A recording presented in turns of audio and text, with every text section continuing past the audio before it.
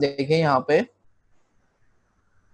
पहली लेयर जो है उससे 32 इमेजेस निकलेंगी। इसको इमेज एक मिलेगी, लेकिन जब उस पर 32 फिल्टर्स अप्लाई होंगे तो 32 इमेजेस बन जाएंगी।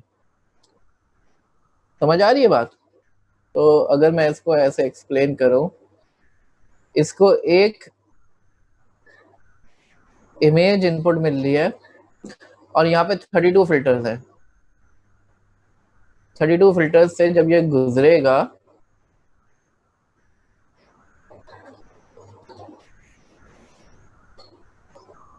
तो इसको 32 इमेजेस 32 इमेजेस आउटपुट करेगा। ये पहली लेयर जो है 32 इमेजेस आउटपुट करेगी। जब ये 32 इमेजेस आ गई तो जो कॉन्वोल्यूशन लेयर सेकंड वाली है, इसमें कितने फिल्टर्स हैं? 64। तो ये 32 फिल्टर्स 32 इमेजेस जो आउटपुट आई हैं उसके लिए हर इमेज के लिए 64 फिल्टर्स अप्लाई होंगे। तो कितने फिल्टर्स चाहिए होंगे आप सोच सकते हैं।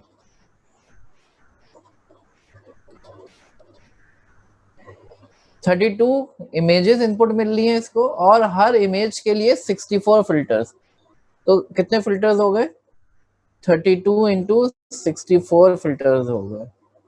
ठीक है, हर फिल्टर के लिए 9 वेट्स होंगे और 1 बायस, तो 10 से मल्टीप्लाई हो जाएगा।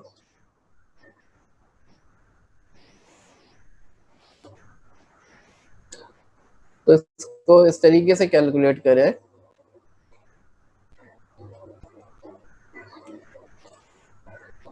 थर्टी टू इमेजेस हैं, मल्टीप्लाई बाय 64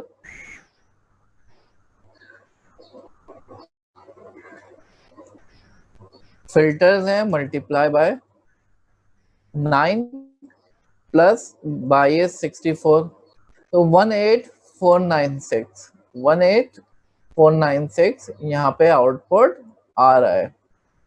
ठीक है, इसी तरीके से थर्ड वाले की कैलकुलेशन हम करते हैं।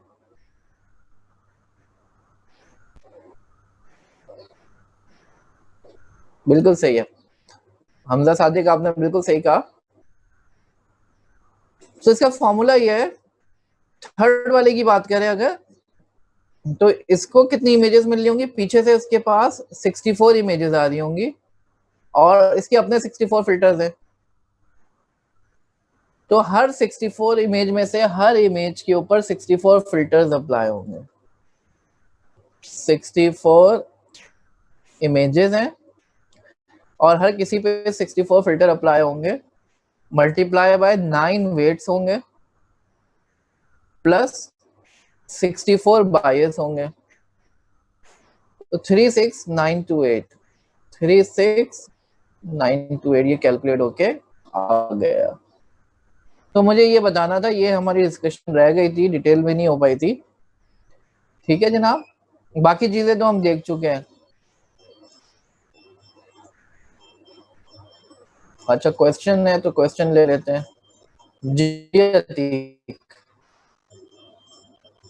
जी सर, मेरे दो क्वेश्चन हैं सर।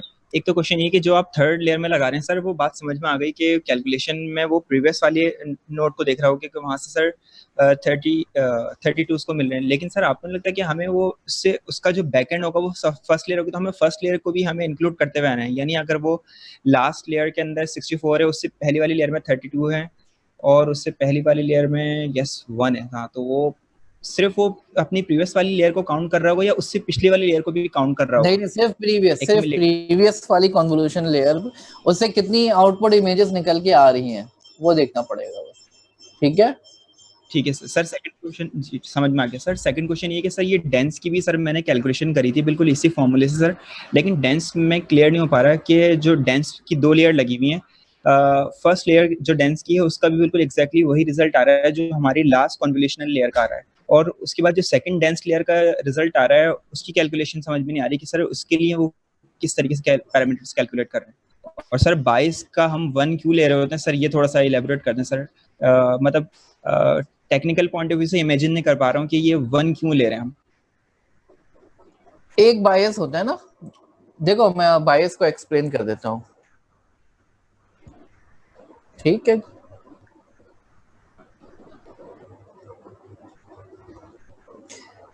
देखो हमारे पास फॉर्मूला क्या होता है, y is equal to M X plus B, M X ले लें या डब्ल्यू ले लें, तो ये b क्या है, ये बायस है, ठीक है। अगर मैं देखूं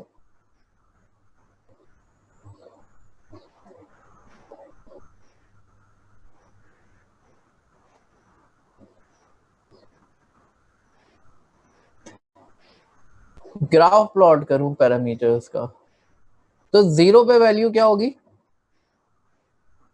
0 होगी। और अगर मैं रेग्रेशन लाइन निकालना चाहूं तो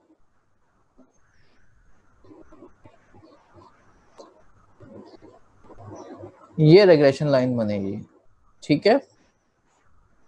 अब बाज़ औक़ात ऐसा होता है कि 0 पे जो है ना y 0 नहीं होता, ठीक है, ग्राउंड ट्रूथ जिसको कहते हैं, y को क्या कहेंगे, ग्राउंड ट्रूथ। 0 के ऊपर ग्राउंड ट्रूथ 0 नहीं होता, बल्कि यहाँ पे हो सकता है, यहाँ पे हो सकता है, कहीं पे भी हो सकता है, ठीक है। यूं भी हो सकती है लाइन, यूं भी हो सकती है। पहली बात तो ये बायस को समझने के लिए ये आप समझ सकते हैं, ठीक है। दूसरा तरीका समझने का बायस को ये है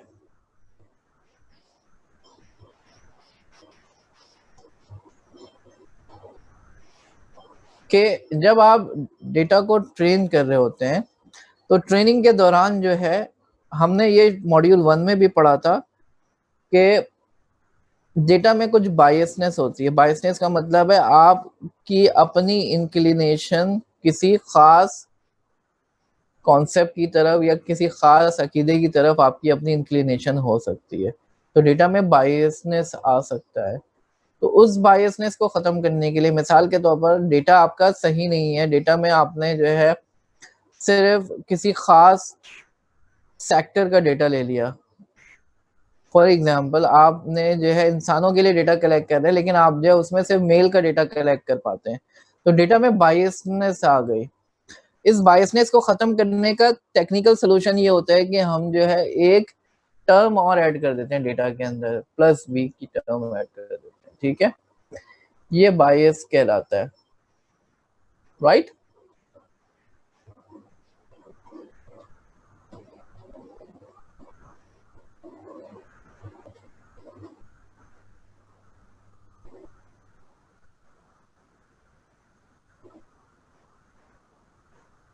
अच्छा जी, क्वेश्चन है, ले लेते हैं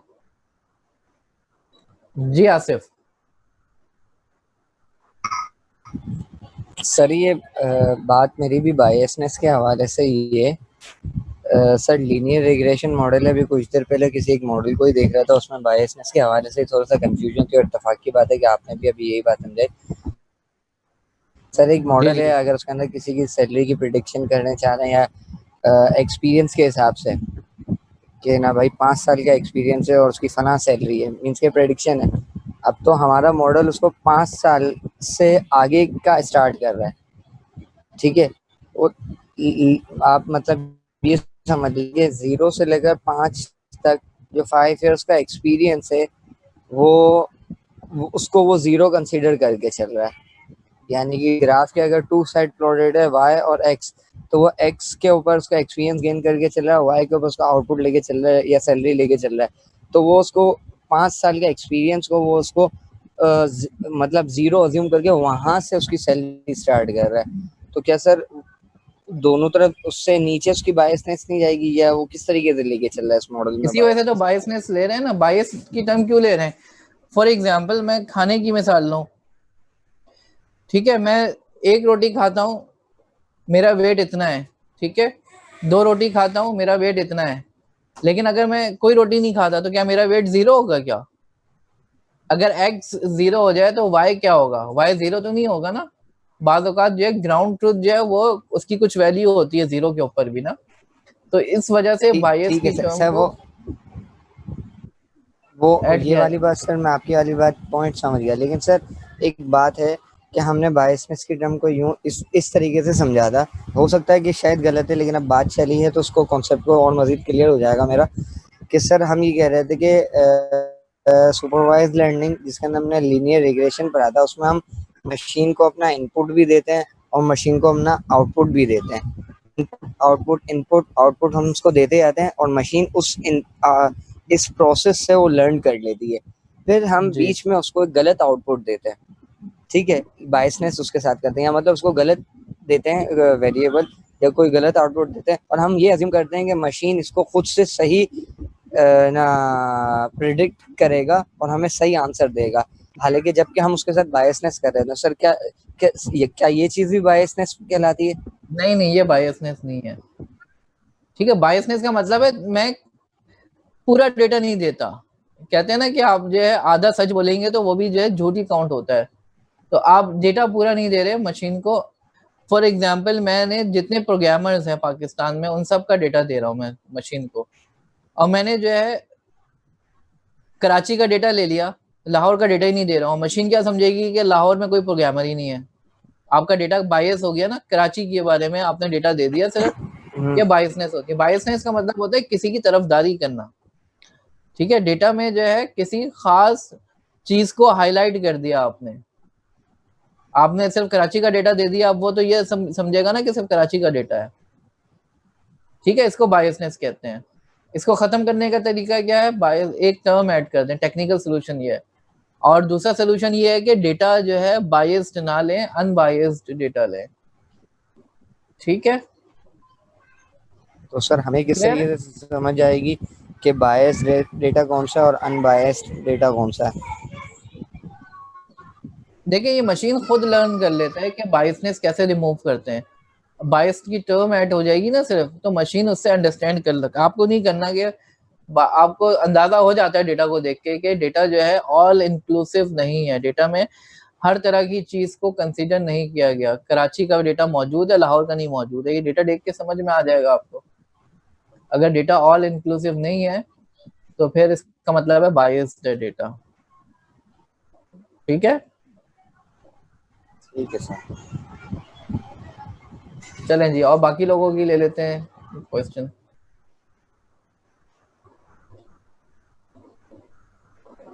अतीक।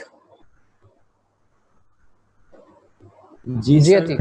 सर पहले मेथड से अगर हम ग्राफिकल पॉइंट ऑफ व्यू से सर देखें तो वो अगर जीरो से स्टार्ट नहीं हो रहा तो फिर तो सर वो कहीं से भी स्टार्ट हो सकता है सर। वो पॉजिटिव वाई में भी जा सकता है सर, वो नेगेटिव वाई में भी जा सकता है सर। तो वन लेना तो जस्टिफाइबल ना हुआ इसके साथ। आप क्या कहते हैं सर?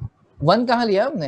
हम तो वन बायस, वन जो बायस का वन ऐड कर रहे हैं उस पॉइंट ऑफ व्यू से कि वो जीरो से स्टार्ट नहीं हो रहा, तो वो बायस का पॉजिटिव वाई वन में भी नहीं ऐड कर रहे हैं, एक एडिशनल पैरामीटर ले रहे हैं जिसकी वैल्यू कुछ भी हो सकती है। पैरामीटर एक और ले रहे हैं लेकिन उसकी वैल्यू कुछ भी हो सकती है, वन नहीं ले रहे हैं। ठीक है, पैरामीटर एक बढ़ा रहे हैं बस। ठीक है सर। सर डेंस की भी कैलकुलेशन एक मरतबा अगर आप देख सकें तो अच्छा हो चलें जाएगा। देखते हैं अभी इसकी calculation. Thank you sir.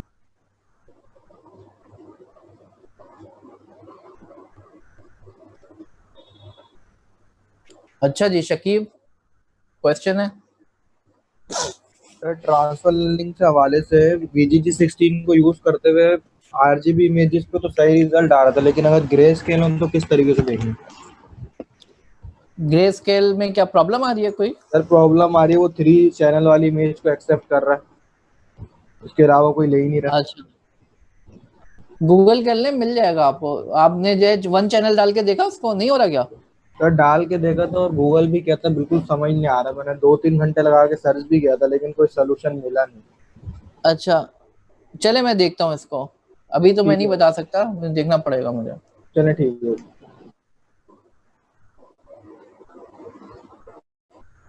Ji Zubair. Sir क्या आप मुझे सुन सकते हैं? जी जी बिल्कुल। सर मैं ये कह रहा था, ये जो 22 का जो हम फैक्टर इसमें ऐड कर रहे हैं, इसकी परसेंटेज की एक रेंज क्या हो सकती है कि हम 10% से और 20%, यानी एक किस रेंज में हम इसको रख सकते हैं मैक्सिमम?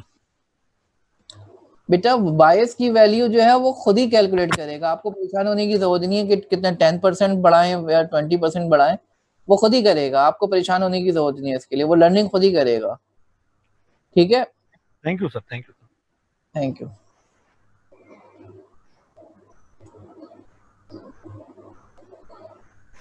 जी अब्दुल्ला।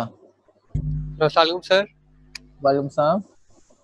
सर मुझे ये पूछना था सर, आप जो कैट्स एंड डॉग्स वाला मॉडल था, हेलो जी जी जी जी। सर, वो कोलैब पे करके आप दिखा देंगे, क्योंकि सिस्टम में ना बहुत प्रॉब्लम होती है, मतलब 5-5 6 6 घंटे चलता रहता है, तो फिर वो उसमें कोलैब में कम टाइम लगेगा, उसके ऊपर ट्राई करता है लेकिन ना वहाँ पे हो नहीं पा रहा है वो ड्राइव। कोलैब पे डालने के लिए पहले आपको ड्राइव पे जो है ना अपना कैट्स एंड डॉग्स का फोल्डर अपलोड करना पड़ेगा। सर वो अपलोड मैं कर दी। मैं एक जो है ना एक वीडियो बना के आप लोगों के लिए डाल देता हूँ, ठीक है, कोलैब के ऊपर। अभी मैं करने बैठूंगा, अपलोड करने में ही बहुत टाइम लग जाएगा। ठीक है, okay sir, thank you so much. ठीक है, चले, थैंक यू।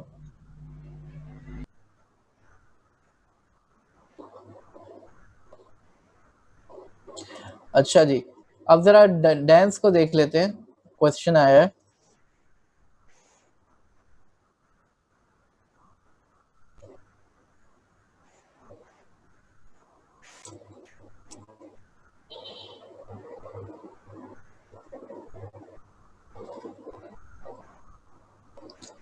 अच्छा, हमजा का क्वेश्चन है बायस की वैल्यू 1।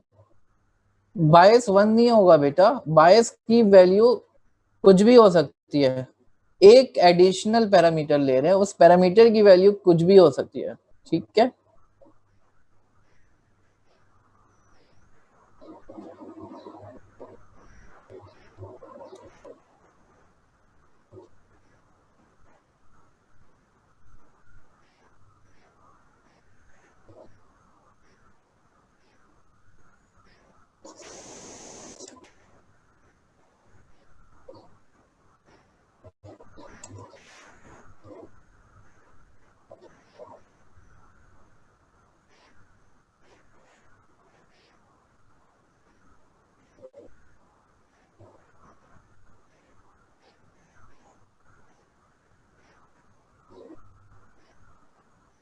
ठीक है।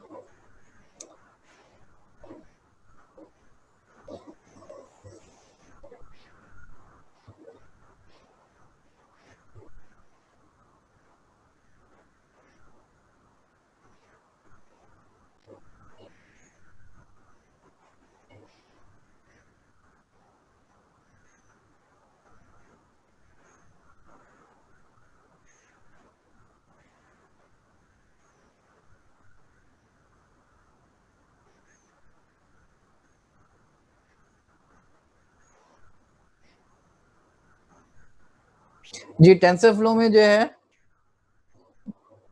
बायस जो है वो खुद ही जो है उसकी कैलकुलेशन परफॉर्म कर रहा होता है। अच्छा, ये 650 इस तरीके से हुआ भाई कि पिछली लेयर से इसके पास 64 वेट्स आ रहे थे, ठीक है, और अगली लेयर पे 10 वेट्स है, तो 64 इंटू 10 कितने हो गए, 640, और 10 बायस की टर्म में हो गई, तो 650 हो गया। ठीक है,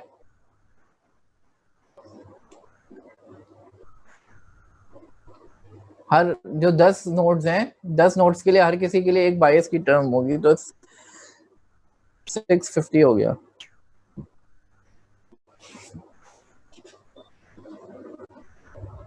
राइट, आगे चलते हैं। अब हम जरा चैप्टर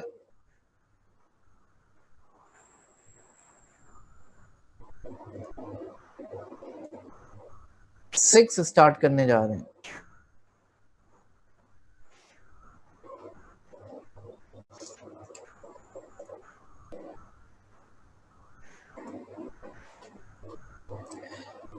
ओके, बिस्मिल्लाहिर्रहमानिर्रहीम।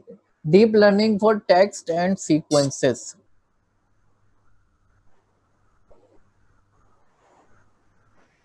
अच्छा, उसामा का क्वेश्चन है, कोई ले लेते हैं। जी उसामा।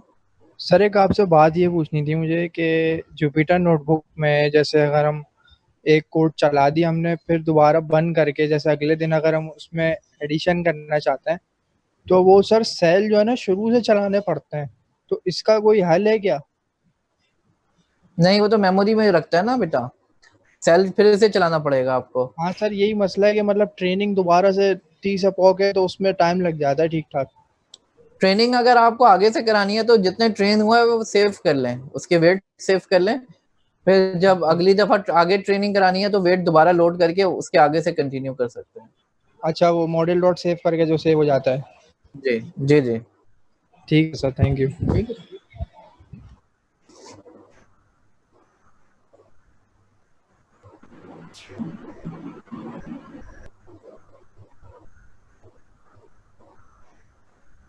ओके,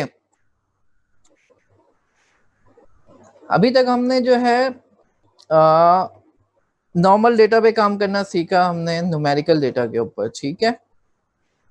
उसके बाद हमने इमेजेस पे काम करना सीखा। अब हम एक ऐसा डेटा देख रहे हैं जो कि सीक्वेंशियल डेटा है। सीक्वेंशियल डेटा का मतलब है जिसमें डेटा में करंट टर्म की डिपेंडेंसी पास्ट पे होती है, करंट डेटा पास्ट पे डिपेंड कर रहा होता है, ये सीक्वेंशियल डेटा कहलाता है, ठीक है। मिसाल के तौर पर टाइम सीरीज डेटा, वेदर का डेटा। वेदर का डेटा क्या होता है, आज अगर गर्मी है तो कल जो है अचानक से सर्दी नहीं हो जाएगी, बल्कि मौसम जो है कल के रेफरेंस से थोड़ा सा ऊपर नीचे होगा, कल जो मौसम था उससे थोड़ा सा ऊपर हो जाएगा मौसम, या थोड़ा नीचे हो जाएगा। ऐसा नहीं हो सकता कि एक दिन गर्मी है तो अचानक से सर्दी हो जाए। इसी तरीके से आपकी जो सेल्स होती है वो भी नॉर्मली जो है टाइम सीरीज डेटा होता है या सीक्वेंशियल डेटा होता है, ठीक है। तो ऐसा डेटा जो है जिसमें करंट टर्म जो है पास्ट पे डिपेंड कर रही हो, ये सीक्वेंशियल डेटा कहलाता है। इसी तरीके से आपका जो टेक्स्ट का डेटा होता है उसमें भी जो है कोई सीक्वेंस होती है, कोई तरतीब होती है, वो भी सीक्वेंशियल डेटा होता है। जो आप इंग्लिश लिखते हो या उर्दू लिखते हो, इसमें ऐसा नहीं हो सकता कि आपने इंग्लिश में आपने सब्जेक्ट पहले लिखा उसके बाद आप अचानक से जो है ऑब्जेक्ट लिख दो, सब्जेक्ट के बाद वर्ब आएगा फिर ऑब्जेक्ट आएगा। तो ये सीक्वेंस इसमें इंपॉर्टेंट होती है, ठीक है। तो इस तरह के डेटा को प्रोसेस करने के लिए हमारे पास दो तरह के नेटवर्क्स मौजूद हैं, रिकरेंट न्यूरल नेटवर्क और 1D convnet, one dimensional convolutional neural network. Last class में या उससे पहले हम जो है 2D कॉन्वोल्यूशनल न्यूरल नेटवर्क देख रहे थे ना। अब हम 1D कॉन्वनेट देखेंगे और रिकरेंट न्यूरल नेटवर्क्स देखेंगे। कहाँ कहाँ इस्तेमाल हो सकता है ये, डॉक्यूमेंट क्लासिफिकेशन में, टाइम सीरीज क्लासिफिकेशन में, किसी भी आर्टिकल है, कोई भी टेक्स्ट को रीड कर रहे हो, टेक्स्ट को रीड करके आप बता रहे हो कि इसमें कौन सा टॉपिक है, ऑथर कौन है। टाइम सीरीज कंपैरिजन के दो डॉक्यूमेंट्स या दो सीरीज कितने मिलते जुलते हैं, दो स्टॉक ट्रिकर्स कितने मिलते जुलते हैं, वगैरह वगैरह। फिर एक और कॉन्सेप्ट होता है sequence to sequence learning. Sequence to sequence learning इस्तेमाल की जाती है मिसाल के तौर पर ट्रांसलेशन में, English to Urdu translation, English to French translation. तो एक सीक्वेंस से दूसरी सीक्वेंस में कन्वर्ट करना, यहाँ पे भी जो है RNN को इस्तेमाल किया जाता है, रिकरेंट न्यूरल नेटवर्क को, या वन डायमेंशनल कॉन्वनेट को इस्तेमाल किया जाता है। सेंटिमेंट एनालिसिस, जैसे कि ट्वीट्स को देखते हुए या मूवी रिव्यूज को देखते हुए आपने बताना है कि ये पॉजिटिव सेंटिमेंट है या नेगेटिव सेंटिमेंट है। टाइम सीरीज फोरकास्टिंग, जैसे कि प्रेडिक्ट करना कि मौसम कैसा है, ठीक है, फ्यूचर वेदर कैसा होगा पास्ट डेटा को देखते हुए। जैसे मैंने आपको बताया, ये एग्जांपल तो मैंने खुद डिस्कस की थी आपसे, ठीक है। वीडियो पे भी लगा सकते हैं सीक्वेंशियल डेटा, जहां पे भी आपको लगता है कि सीक्वेंशियल डेटा है वहां पे आप लगा सकते हैं।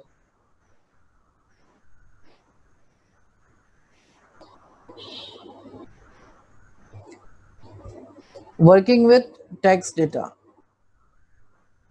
आज हम थोड़ा सा टेक्स्ट डेटा पे काम करना सीखेंगे। अच्छा, टेक्स्ट में जो है हम ये भी कर सकते हैं कि हम इंडिविजुअल कैरेक्टर लेवल पे काम करें, ठीक है। लेकिन नॉर्मली जो है हम वर्ड्स लेवल पे काम करते हैं, मतलब जुमले को जो है वर्ड्स में डिवाइड करके काम करते हैं। कैरेक्टर पे भी कर सकते हैं आप, for example the brown fox, तो दा को अलग कर लिया, ब्राउन को अलग कर लिया, फॉक्स को अलग कर लिया। लेकिन ये भी तो कर सकते थे, टी को अलग कर लिया, एच को अलग कर लिया, ई को अलग कर लिया, बी को अलग कर लिया, आर को अलग कर लिया, ओ को अलग कर लिया, डब्ल्यू को अलग कर लिया, एन को अलग कर लिया। इस तरीके से भी कर सकते हैं, लेकिन नॉर्मली जो है हम वर्ड लेवल पे काम करते हैं, ठीक है जी।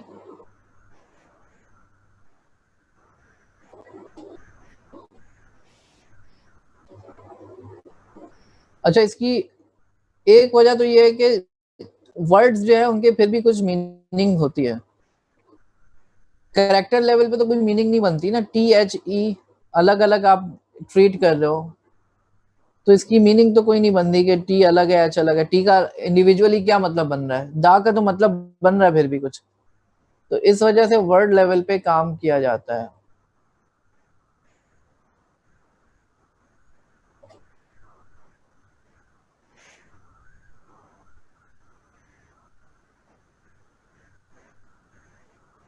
दूसरी बात ये कि ये बात याद रखिएगा, कंप्यूटर जो है जुमला समझता नहीं है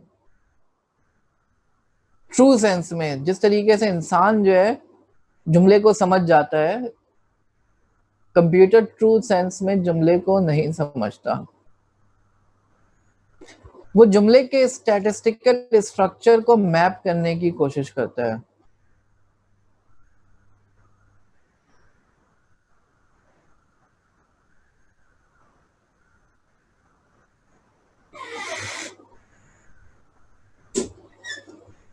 ठीक है जी, जुमले के स्टैटिस्टिकल स्ट्रक्चर के दा के बाद ब्राउन जो है कितने % चांसेस होते हैं कि आए, स्टैटिस्टिक्स को इन्वॉल्व करता है, स्टैटिस्टिकल स्ट्रक्चर को समझने की कोशिश करता है और उसके थ्रू बहुत सारी प्रॉब्लम्स को सॉल्व करता है, ठीक है। Deep learning for natural language processing is pattern recognition applied to words, sentences and paragraphs. तो नेचुरल लैंग्वेज प्रोसेसिंग, जिसको NLP कहा जाता है, ये कुछ भी नहीं है, ये पैटर्न रिकग्निशन है। जो हम पैटर्न रिकग्निशन इमेज पे लगा रहे थे, पैटर्न्स निकाल रहे थे इमेज में से, ये जुमलों पे लगता है। जिस तरीके से हमने CNN अप्लाई किया था जुमलों इमेज के ऊपर, इसी तरीके से हम RNN को अप्लाई करेंगे टेक्स्ट के ऊपर या सीक्वेंसेस के ऊपर,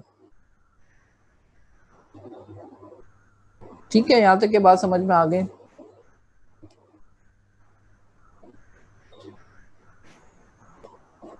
एक बात याद रखिएगा, कंप्यूटर जो है कभी भी टेक्स्ट पे काम नहीं करता। डीप लर्निंग जो है टेक्स्ट पे डायरेक्ट काम नहीं कर सकता, हमें क्या करना पड़ेगा, उसको कन्वर्ट करना पड़ेगा न्यूमेरिक टेंसर्स में, ठीक है।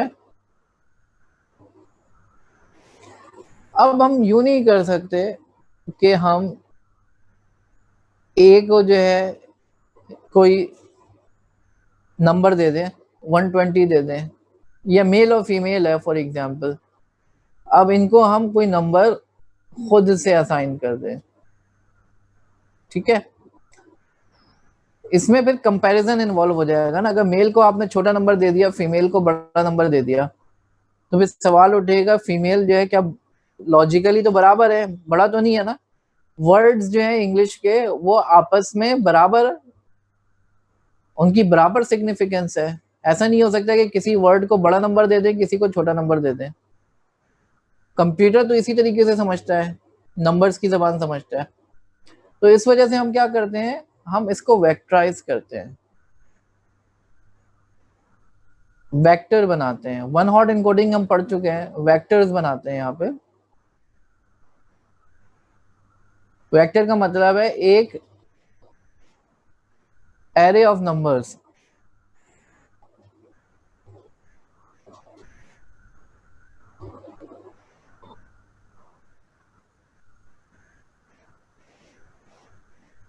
अच्छा, इमरान का क्वेश्चन है each character has its own number.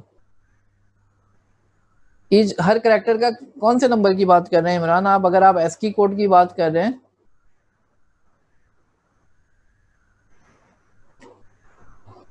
हाँ, लेकिन वो एस्की कोड हम इस्तेमाल नहीं कर सकते। हेक्सा तो नहीं होता, एस्की कोड होता है। एस्की कोड हम इस्तेमाल नहीं कर सकते, उसमें कंपैरिजन आ जाएगा ना। अच्छा, एफबी एरिया यार अपना नाम तो चेंज करो यार, फिर क्वेश्चन लेता हूँ, बोलो। जी सर, मैं सर नाम चेंज करता हूँ। सर आपसे ये बोलना था, ये जो वर्ड्स के अगेन कोई नंबर्स आते हैं, ये रैंडमली आते हैं या कोई इनका कोई फॉर्मेट है? हम खुद देंगे नंबर्स ना, वर्ड्स के अगेंस्ट नंबर हम खुद देंगे, ठीक है। अभी हम ठीक। देखते हैं वेक्टराइजेशन कैसे होगी, ठीक है। ठीक है। चलो,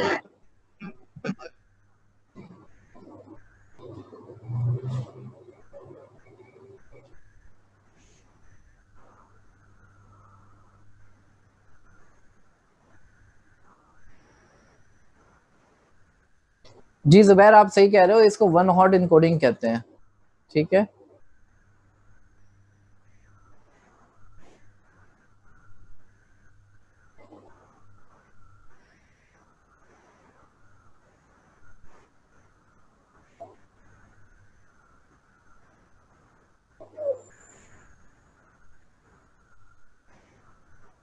अच्छा देखिए, पहली बात तो ये समझ लें कि इसको आप नंबर्स की फॉर्म में डायरेक्टली इस्तेमाल नहीं कर सकते, क्योंकि नंबर्स जब आ जाते हैं ये जो है नॉन ऑर्डिनल डेटा है, ठीक है। इनके नंबर, इनके बीच में कोई तरतीब नहीं है, कोई सीक्वेंस नहीं है कि कौन सा पहले आएगा, कौन सा बड़ा है, कौन सा छोटा है। जब नॉन ऑर्डिनल डेटा होता है तो उसको इनकोड करने के लिए हमें वन हॉट इनकोडिंग करनी पड़ती है, या एक और टेक्निक्स भी हैं, लेकिन जो है इसको हम कहते हैं वेक्टराइजेशन का प्रोसेस।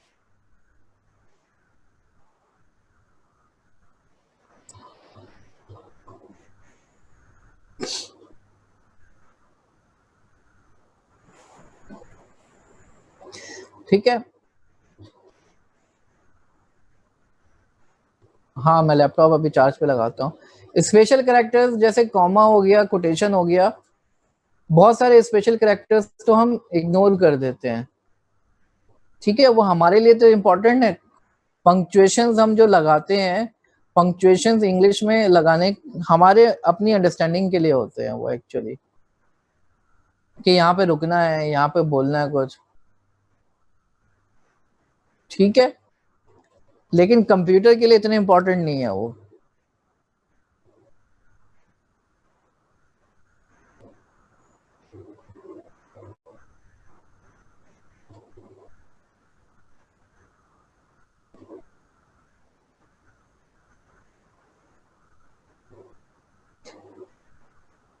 अच्छा जी, मैं जरा बैटरी चार्ज पे लगाऊं।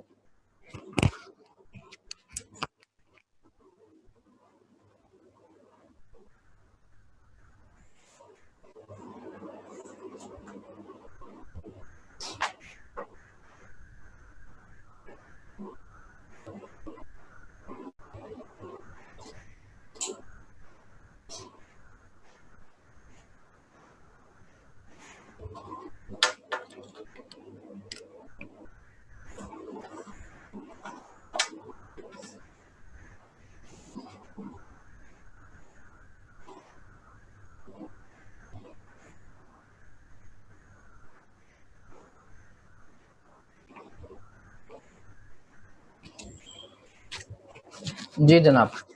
तो हमें वेक्टराइजेशन करना पड़ेगी। वेक्टराइजेशन कैसे होती है अभी मैं बताता हूँ आपको। एनग्राम पे आते हैं बेटा अभी, हारून बिन राज़िक।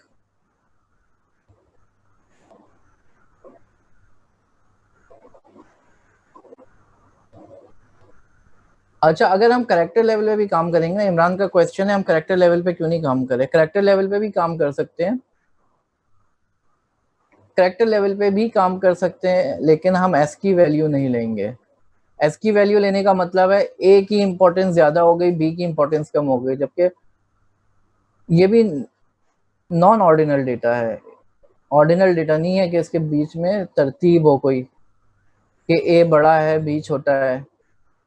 तो हम वहां पे भी जो है वेक्टराइजेशन करेंगे अगर हम करेक्टर लेवल पे भी काम करेंगे। ठीक है।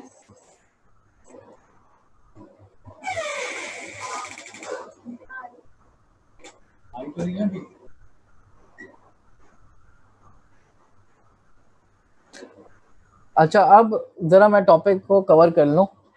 अच्छा, हारून का क्वेश्चन है, ले लेते हैं। नहीं है।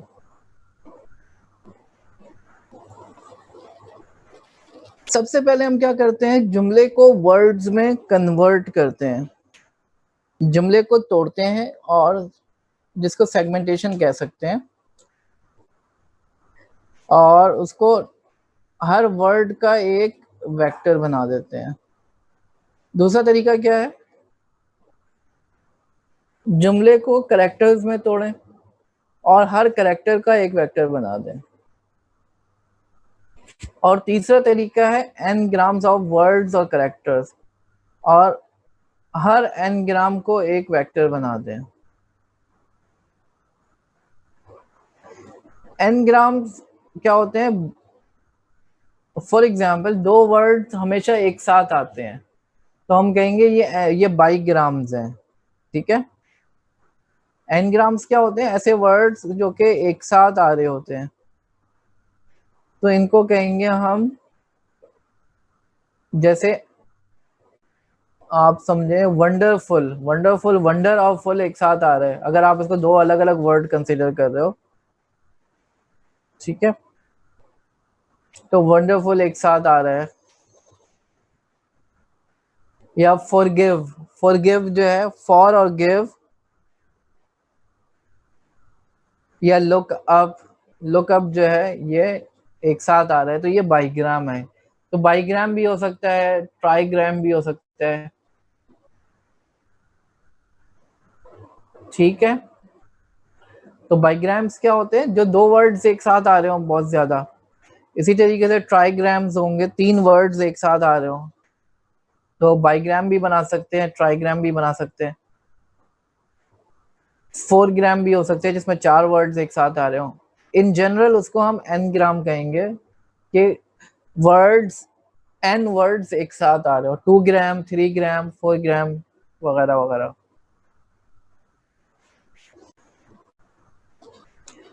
All text vectorization process consists of applying some tokenization scheme and then associating numeric vectors with the generated tokens. Text vectorization जो है ये, इसमें हम क्या करते हैं, सबसे पहले टोकनाइज करते हैं। टोकनाइज का मतलब है जुमले को वर्ड्स में ब्रेक करना, इसको हम टोकनाइजेशन कहते हैं। जुमले को वर्ड्स के अंदर ब्रेक करना और फिर हर वर्ड के अगेंस्ट एक न्यूमेरिक वेक्टर जनरेट करना। एक वेक्टर होगा हर वर्ड के अगेंस्ट।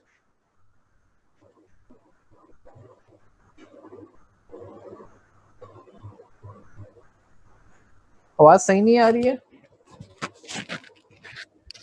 अब आ रही है आवाज? अब तो तेज आनी चाहिए। अब मैंने माइक बिल्कुल मुंह के करीब कर लिया है।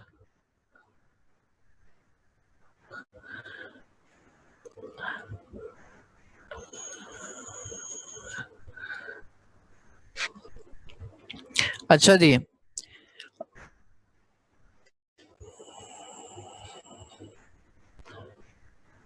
क्वेश्चन है कोई? एफबी एरिया का क्वेश्चन है जी। एफबी एरिया सर पहले भी आवाज सही आ रही थी और अभी भी अच्छी आ रही है। हाँ, आवाज अब तो बहुत तेज आ रही होगी, मैंने बिल्कुल माइक मुंह के करीब कर लिया है। ठीक है, चलें, थैंक यू। अच्छा देखिए,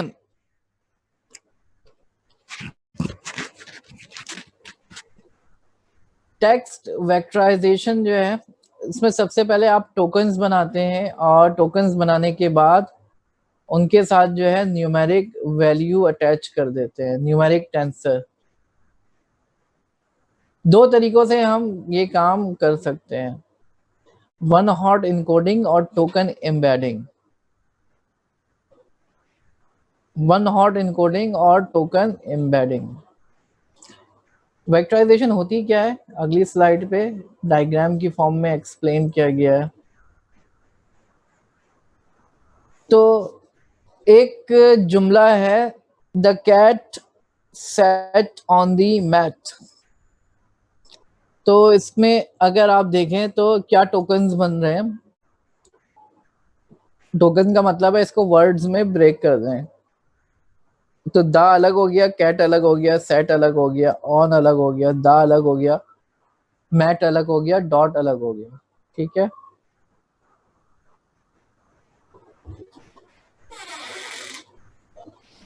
अब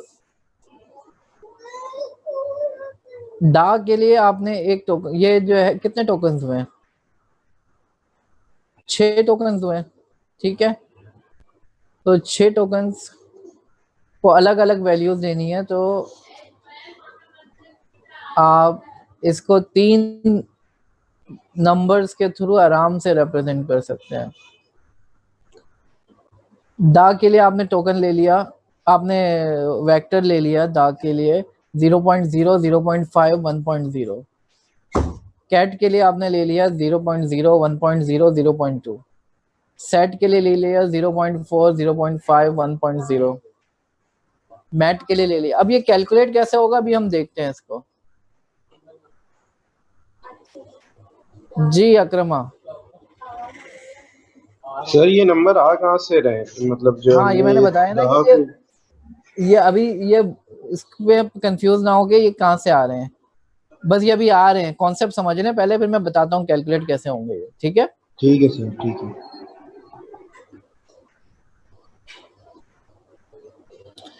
जी एफबी एरिया क्वेश्चन है कोई?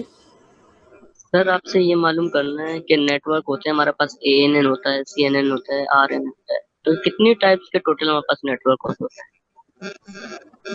ये तो रिसर्च चलती रहती है, लोगों ने नाम रखे हुए हैं। ठीक है, सर RNN है, RNN के बाद फिर आप जो सेगमेंटेशन पे जाओगे तो RCNN है और फास्ट RCNN है, बहुत सारे हैं। ठीक है, इनकी तादाद तो काउंट नहीं कर सकते क्योंकि ये हर पेपर में कोई ना कोई आपको मिल जाएंगे इस तरीके के मॉडल। सर वीडियोस के लिए कोई है?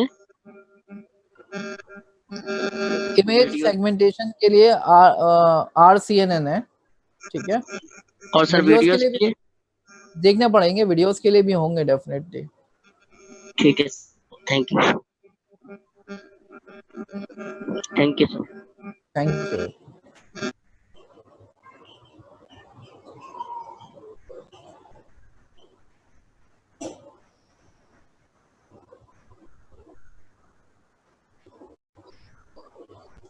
अच्छा, वकास का क्वेश्चन है, क्या ये नंबर कोई रूल फॉलो कर रहे हैं? जी, इसके बीच में इसकी कोई वजह है खास ये नंबर होने की, अभी पढ़ते हैं हम। अभी पहले जो है वन हॉट इनकोडिंग देख लेते हैं कैसे काम करता है।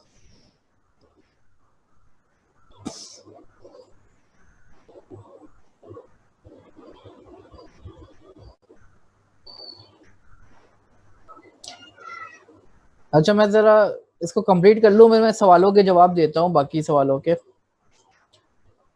वन हॉट इनकोडिंग जो है सबसे आसान तरीका है, सबसे बेसिक तरीका है कि किसी टोकन को वेक्टर में कन्वर्ट करना। हर वर्ड के अगेंस्ट आप एक नंबर ले लो, ठीक है। मिसाल के तौर पर the cat set on the mat, इसमें मैं इसको 1 नंबर दे देता हूँ, इसको 2 दे देता हूँ, इसको 3 दे देता हूँ, इसको 4 दे देता हूँ, इसको 5 दे देता हूँ और इसको 6 दे देता हूँ, ठीक है। तो मेरे पास एक 6x6 का वेक्टर होगा, ठीक है।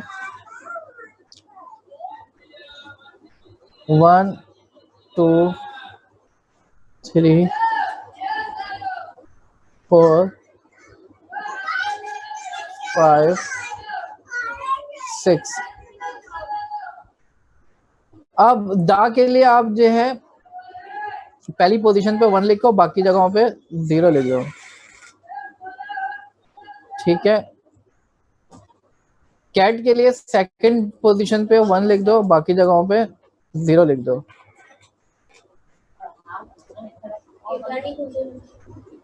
सेट के लिए थर्ड पोजीशन पे 1 लिखोगे, बाकी जगहों पे 0। ऑन के लिए फोर्थ पोजीशन पे 1 लिखोगे। दा, अच्छा ये दा तो वही आ रहा है, तो ये 5 में भी काम हो जाएगा, ठीक है।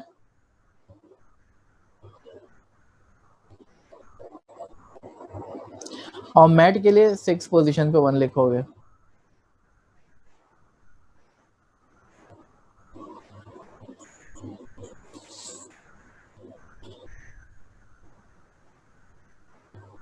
जी, टोकनाइजर ऐसे ही काम करता है, बिल्कुल। अभी हम देखेंगे इसको, डोंट वरी अबाउट दैट, ठीक है। तो ये 1 हॉट इनकोडिंग होती है, ठीक है जी।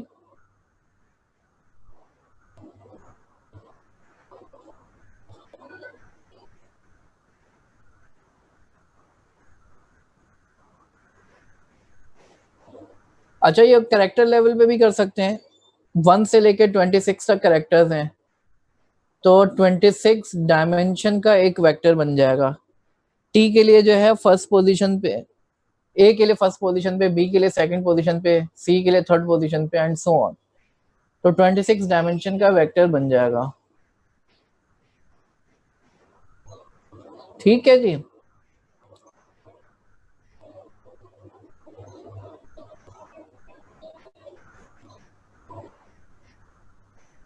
ये काम हम नॉर्मल पाइथन में कैसे करेंगे, इसको करते हैं हम जरा।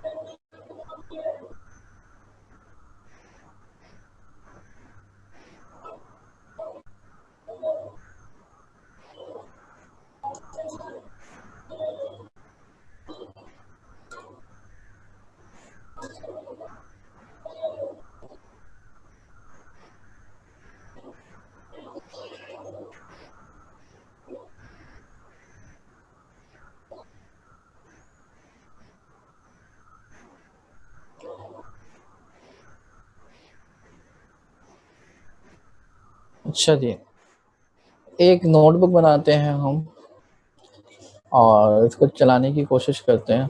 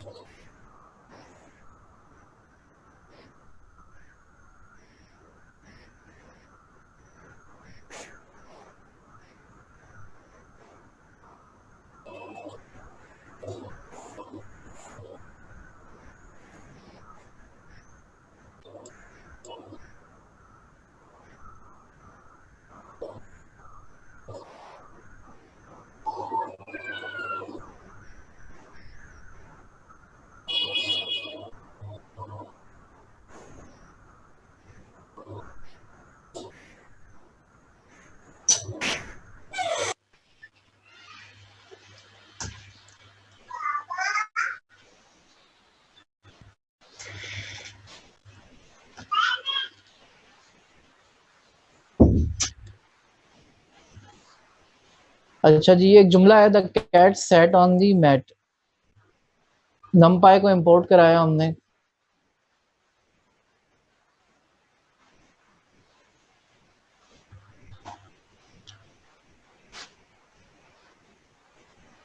इसको हमने स्प्लिट किया। स्प्लिट का फंक्शन क्या करता है?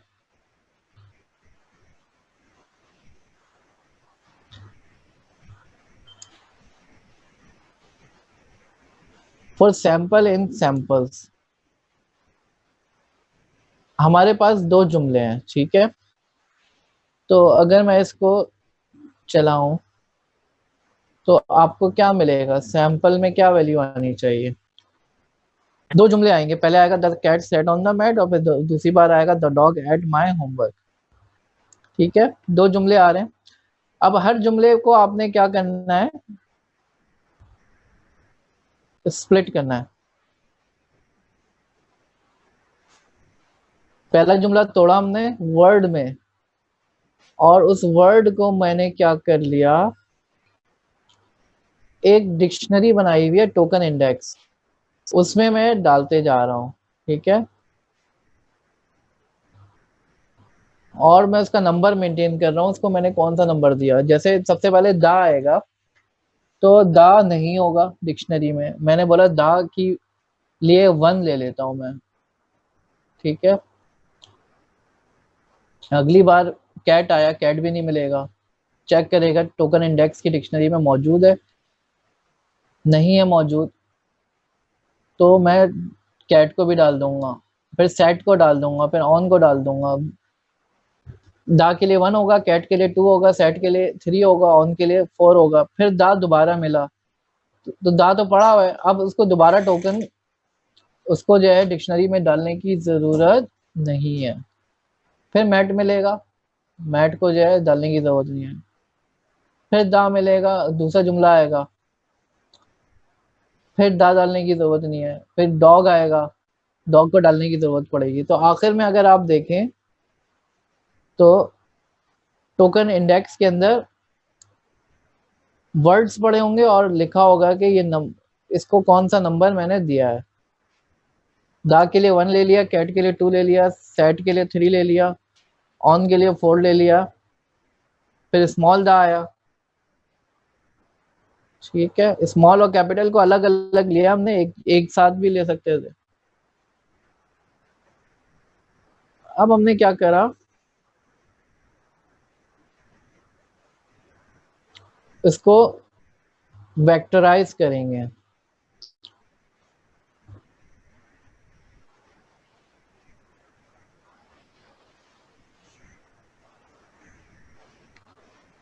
मैक्सिमम लेंथ हमने 4 ले ली। ठीक है, तो एक नमपाई की एरे बनाई मैंने जिसमें सारे जीरोस पड़े हुए।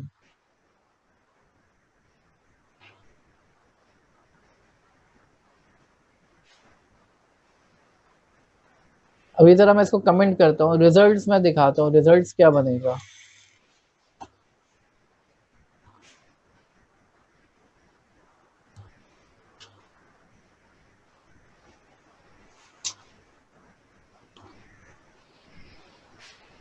तो लेंथ ऑफ सैंपल्स, इसका पहला डायमेंशन क्या है? हर जुमला, हर जुमले में 10 रॉज होंगी हर जुमले के लिए, और हर रो में कितने कॉलम्स होंगे? जितने टोकन्स हैं हमारे पास मैक्सिमम।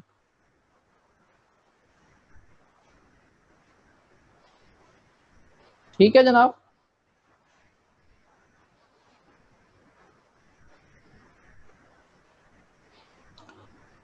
आपके पास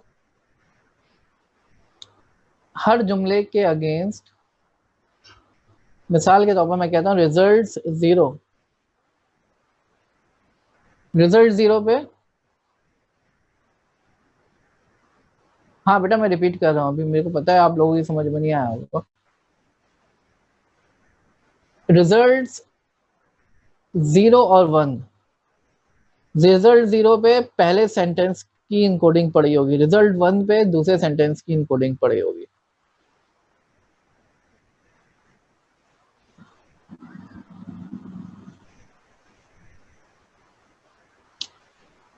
अब मैंने कहा मैं सैंपल्स पे इनुमरेट करता हूँ। सैंपल्स क्या पड़े हुए हैं? दो सैंपल्स में दो सैंपल पड़े हुए हैं। The cat sat on the mat, the dog ate my homework. अब उसमें से मैं वर्ड पे इनुमरेट करता हूँ, हर वर्ड उठाता हूँ मैं, ठीक है।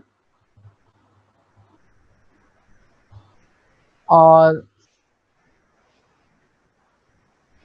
वर्ड की एक लिस्ट बनेगी, जितने भी वर्ड्स आएंगे उसमें से मैं टॉप के वर्ड्स उठाऊंगा, ठीक है। मैक्सिमम लेंथ तक उठाऊंगा मैं, सारे वर्ड नहीं उठाऊंगा, 10 वर्ड्स उठा रहा हूं मैं, राइट। क्योंकि जब भी आप काम करते हो टेक्स्ट के ऊपर तो आप हमेशा टॉप के वर्ड्स उठाते हो। अब उस वर्ड को मैंने डिक्शनरी में ढूंढा, जो मेरी डिक्शनरी बनी हुई थी। फॉर एग्जाम्पल दा मिलेगा, दा की पोजीशन क्या है 1, तो 1 पे जाके मैं क्या लिख दूंगा 1, ठीक है। तो इसको चलाने के बाद अगर मैं देखना चाहूँ प्रिंट रिजल्ट्स आई 0, तो अगर इसको समझने की कोशिश करें इसने क्या किया। पहले सेंटेंस में ये दा है, ये क्या है दा, ये क्या है कैट, फिर सेट SAT सेट, ठीक है। ये ऑन, फिर ये दा, और फिर ये मैट। बाकी क्योंकि 6 वर्ड्स पे मुश्तमिल है ये, लेकिन हमने गुंजाइश रखी है 10 वर्ड्स की। हमने गुंजाइश क्या रखी है 10 वर्ड्स की।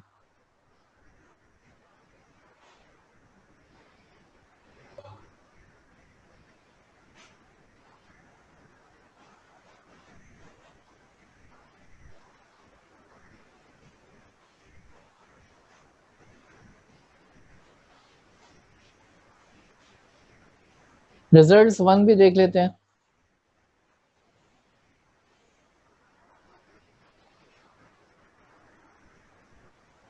अब देखें दूसरे जुमले में क्या आ रहा है, सबसे पहले दा आ रहा है। दा की देखें इनकोडिंग वही है, यहाँ पे भी दा वही आ रहा है और यहाँ पे भी दा वही आ रहा है, ठीक है। उसके बाद क्या है द डॉग, डॉग के लिए यहाँ पे 1 आ रहा है।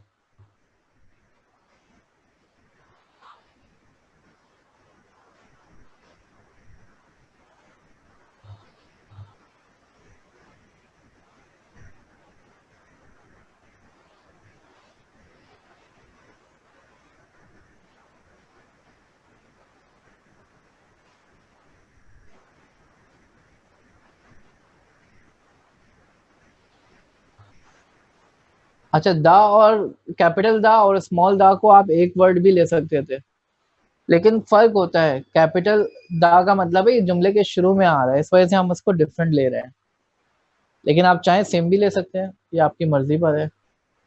अच्छा, क्योंकि हमने 1 से स्टार्ट किया है, हमने 0 से स्टार्ट नहीं किया है, इस वजह से शुरू वाले 0 पोजीशन पे 1 नहीं आ रहा है, ठीक है।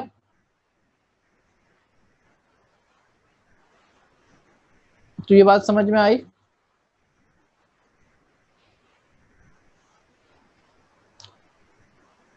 कि हमने जो है आई जो है यहाँ पे सैंपल की बात कर रहा है, सैंपल के ऊपर जो लूप चल रहा है, आई यहाँ पे बता रहा है कि कौन से सेंटेंस की बात हो रही है, जे बता रहा है कौन से वर्ड की बात हो रही है, और इंडेक्स बता रहा है उसमें किस नंबर पे जाके 1 लिखना है, किस पोजीशन पे जाके 1 लिखना है, ठीक है।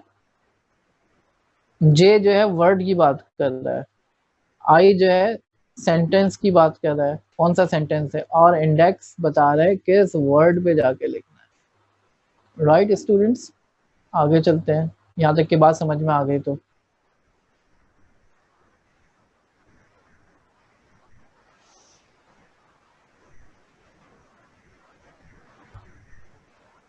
ठीक है जनाब।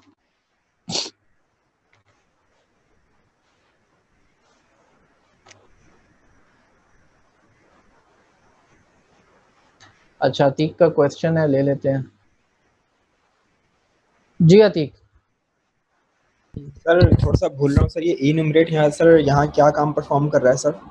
इनुमरेट, जी इनुमरेट तो एक मेथड है पाइथन का ना। इनुमरेट आपको दो चीजें देगा। इनुमरेट एक तो आपको जो है जो लिस्ट है, लिस्ट के एक एक एलिमेंट आपको देगा। जैसे आप फॉर ईच का लूप लगाते हो, फॉर का लूप लगाते हो, और उसमें से एक एक लिस्ट में से एक एक वर्ड उठ के आ रहा होता है। साथ में ये आपको जो है ना उसकी पोजीशन जो है 0 1 2 3 4 5 पोजीशन भी दे रहा होगा। आई जो है उसमें पोजीशन भी दे रहा होगा और साथ में वो वर्ड भी आ रहा होगा। दो चीजें रिटर्न करता है इनुमरेट। ठीक है, तो आप जो है उस पर इंडेक्सिंग करने में आसानी हो जाती है। ठीक है सर। ठीक है,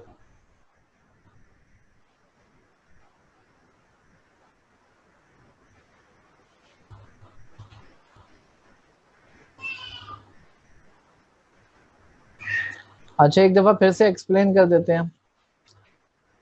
देखो, हमेशा जब भी हम जो है टेक्स्ट पे काम करते हैं तो हम मैक्सिमम एक लिमिट लगाते हैं कि हमें इतने वर्ड्स पे काम करना है। ठीक है, उतनी बड़ी हम फिर जो है एरे बनाएंगे। नमपाई एरे, ये 3 डायमेंशन एरे है। इसकी पहली डायमेंशन बता रही है कौन सा सेंटेंस है, दूसरी डायमेंशन बता रही है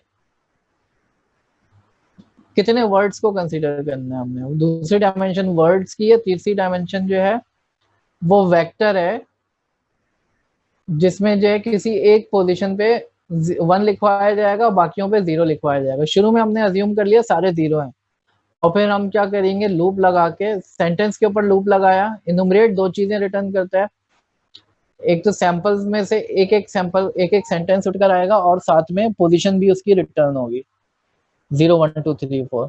और इसी तरीके से यहाँ पे इनुमरेट कर रहे हैं तो वो जो जुमला है उसको तोड़ के उसमें से वर्ड्स निकाल लें, और उसमें से हमने मैक्सिमम लेंथ जितने वर्ड्स निकाल लिए, और फिर हमने जाके देखा कि ये जो वर्ड है ये, इसको हमने कौन सा नंबर दिया था, ऊपर हमने नंबर दिया था, उस नंबर पे जाके हमने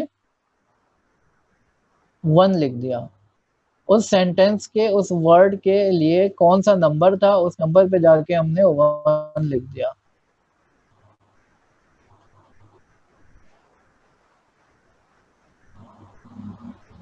शेप लिखना जरूरी नहीं है, शेप इज इक्वल टू लिखना जरूरी नहीं है, डायरेक्ट भी आप दे सकते हो। ठीक है, डायरेक्ट भी आप दे सकते हो। ये देखिए मैंने डायरेक्ट कर दिया।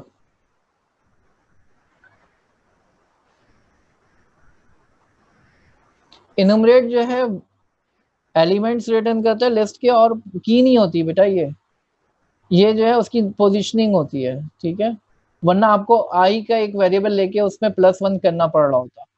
आई इज इक्वल टू 0 रखते, फिर आप 1 प्लस करके फिर इंडेक्सिंग कर रहे होते। ठीक है, इसी तरीके से हम कैरेक्टर लेवल पे भी ये काम कर सकते हैं।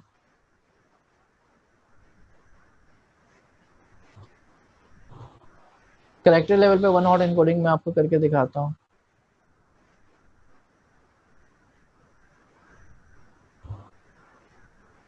ये इंडेक्स खुद ही देता है नीरज, बिल्कुल सही कह रहे हैं आप।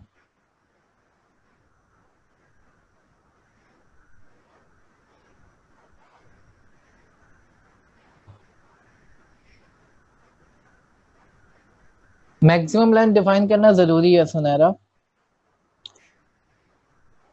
वरना जो है उसके बगैर आप करोगे फिर आप सबको कंसीडर कर रहे होगे। यहाँ पे टॉप के वर्ड्स को कंसीडर कर रहे हैं। रैंडमली कैसे होगा नीरज, क्या रैंडमली?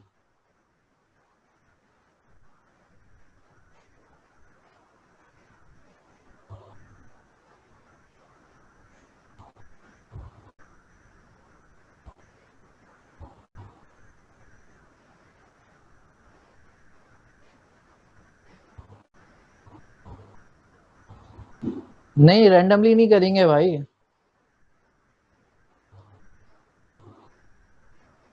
अच्छा, अक्रिमा का सवाल है कि टॉप वर्ड्स लेना कोई खास वजह? देखो, वर्ड्स इतने सारे होते हैं ना आपके पास, अगर आप जो है हर वर्ड को कंसीडर करने लगोगे तो आपको बहुत ज़्यादा कंप्यूटेशन चाहिए। जुमला समझने के लिए आपको कुछ वर्ड्स काफ़ी होते हैं, ठीक है? ये नेचुरल लैंग्वेज प्रोसेसिंग हम कर रहे हैं, अंडरस्टैंडिंग नहीं है। रैंडमली नहीं है नीरज, ये उसकी जो सीक्वेंस है उस सीक्वेंस में दे रहा है।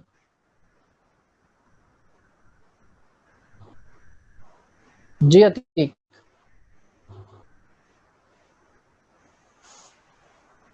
क्वेश्चन है कोई अतीक? नो सर, वो गलती से हैंड रेज हुआ था पहले सर, मैं इसको लोअर कर देता हूँ, सॉरी सर। जी अक्रमा। सर ऐसा नहीं कर सकते, या ऐसा हुआ नहीं है कि हम हमारी जो जैसे ऑक्सफोर्ड डिक्शनरी होती है, इस तरह की कोई डिक्शनरी पहले से सेव हुई भी रखी हो, हम उसको यूज कर लें ताकि हमारा ज्यादा डाटा जनरेट ना हो, क्योंकि हमें हर वर्ड की फिर यहाँ पे चूज भी नहीं करना पड़ेगा, टॉप वर्ड वो पहले से मौजूद होगा डिक्शनरी में। नहीं, उसकी नंबरिंग तो करनी पड़ेगी ना, वो तो डिक्शनरी में नंबर्स थोड़ी होंगे, वो तो टेक्स्ट होगा ना, टेक्स्ट को कन्वर्ट करना पड़ेगा, ठीक है? वैसे ये काम हुआ हुआ है जो आप कह रहे हो ना कि नंबरिंग भी डली हुई हो, ये भी हुआ हुआ है। अभी हम करेंगे ग्लव्स में जो है, जो हम यूज करेंगे आगे चल के, उसमें ये काम हुआ हुआ है, ठीक सही है? है, थैंक यू। आपकी बात सही है अपनी जगह।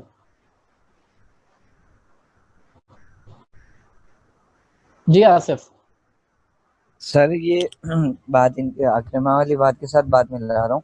सर आपने जो लास्ट सेशन में हमें जो करवाया था इंडेक्स, वर्ड इंडेक्स वाली फाइल वाला जो आपने काम बताया था, जिसमें हम जो वर्ड इंडेक्स सारे गेट करते हैं फिर उनको नंबराइज करते हैं, तो सर हम उसी तरह को नहीं कर सकते हैं कि जो जनरल वर्ड्स हैं हमारे पास, उसके अंदर तो बहुत सारी हिस्ट्री थी पूरी वर्ड्स की, हमने सबको गेट कर दें और फिर सर हम उसको या एनपीएल के जरिए इसमें हम प्रोसेस करवाएं।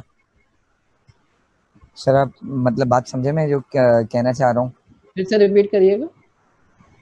सर लास्ट क्वार्टर के अंदर से हमने आपने एक चीज़ पढ़ाई थी जिसके अंदर इंडेक्स डॉट गेट वर्ड वाली कोई इस टाइप की बात थी, जिसमें हम सारे वर्ड्स जो हैं कॉल कर लेते हैं, ठीक है? फिर हम सारे वर्ड्स को हम लोग है ना नंबरिंग दे देते हैं जो असाइन हुए हैं पहले से। तो सर मैं जी ये जी कह रहा हूँ कि अगर हम उसी चीज़ को यहाँ कॉल कर लें और हाँ, उस हमारे तरीके पास से भी, उसी बिल्कुल चीज़ उस को तरीके यहाँ कॉल, क्योंकि सर हम कुछ पर्टिकुलर सेंटेंसेस देंगे, फिर इसे हम लर्निंग करवाएंगे, फिर हम उस लर्निंग को टेंसर के अंदर कन्वर्ट करवाएंगे, वर्ड की टेंसर में वेक्टराइजेशन कराएंगे।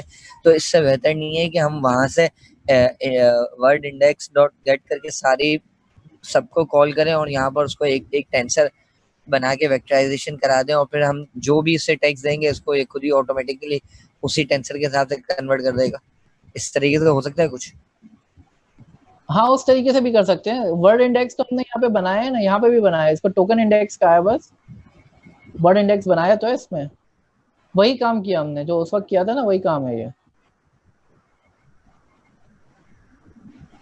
ये वर्ड इंडेक्स बनाया तो है, इसको टोकन इंडेक्स का है बस। अच्छा ठीक है, ठीक है सर। ठीक है जी। थोड़ा सा फास्ट चलते हैं, हम लोग बहुत स्लो जा रहे हैं।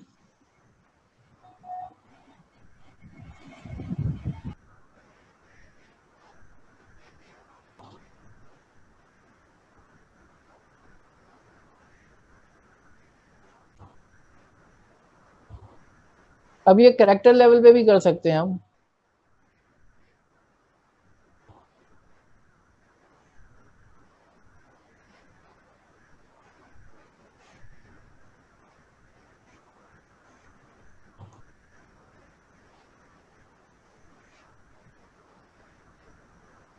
पहले सेंटेंसेस हैं,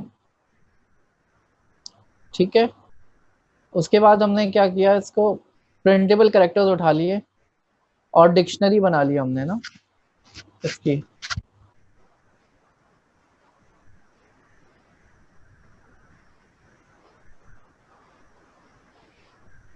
मैक्सिमम लेंथ ले लिया हमने कि 50 कैरेक्टर्स हम लेंगे।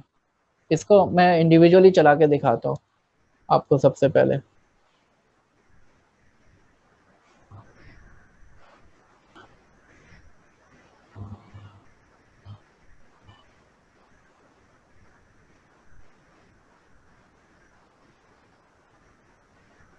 जिप का फंक्शन क्या करता है अभी बताता हूँ मैं।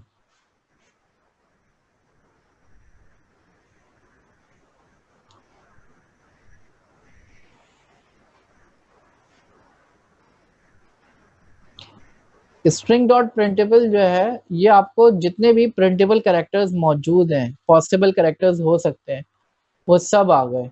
ठीक है,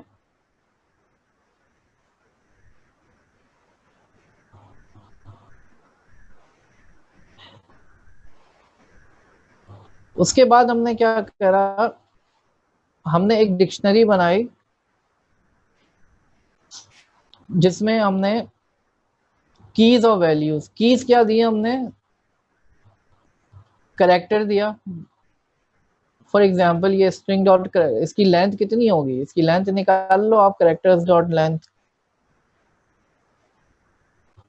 लेंथ कैरेक्टर्स, तो ये 100 कैरेक्टर्स है। तो ये 1 से लेके 100 तक की एक लिस्ट बनेगी और हर पोजीशन पे एक कैरेक्टर हमें चाहिए। ठीक है, हर पोजीशन पे हमें एक कैरेक्टर चाहिए। ए की पोजीशन पे ए जो है 10th पोजीशन पे है, बी 11th पोजीशन पर है, सी 12th पोजीशन पर है, डी 13th पोजीशन पर है। तो ये टोकन इंडेक्स हम देखें तो क्या बनागा, इसको चला के देखते हैं टोकन इंडेक्स। ठीक है, तो इस तरीके से एक डिक्शनरी बन गई। 1 पे 0 पड़ा हुआ है, 2 पे 1 पड़ा हुआ है, इसी तरीके से 10th पे जो है 9 पड़ा हुआ है, 11th पे ए पड़ा हुआ है, 12th पे बी पड़ा हुआ है, वगैरह वगैरह। आगे चलते हैं।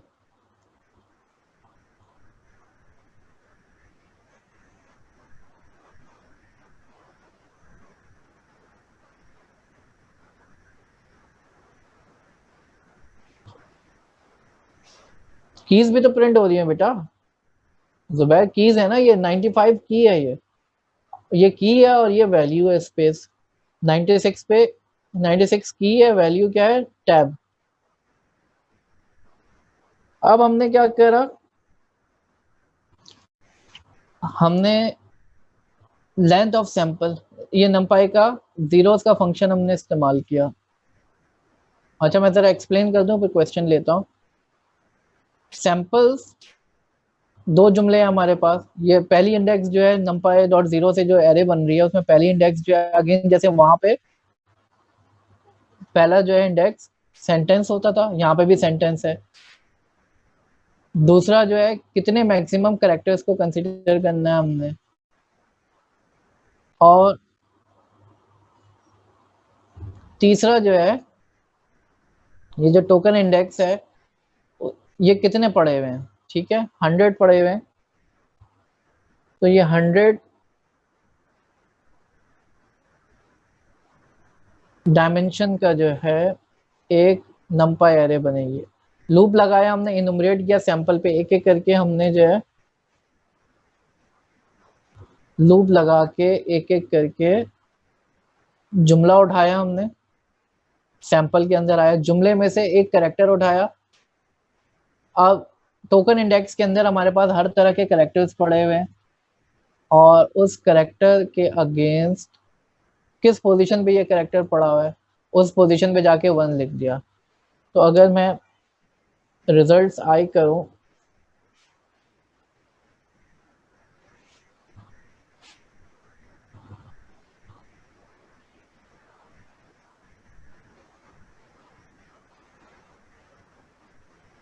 अच्छा ये चला नहीं है क्या, numpy इंपोर्ट कराना पड़ेगा।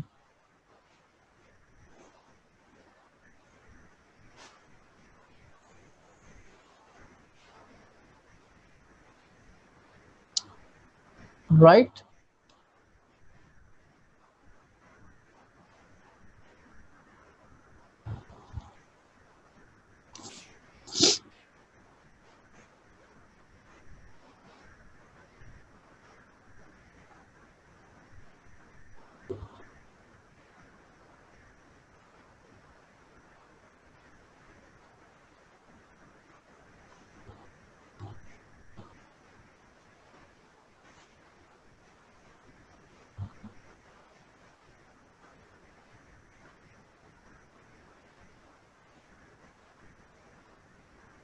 तो इस तरीके से हमने जो है वन हॉट इनकोडिंग की है।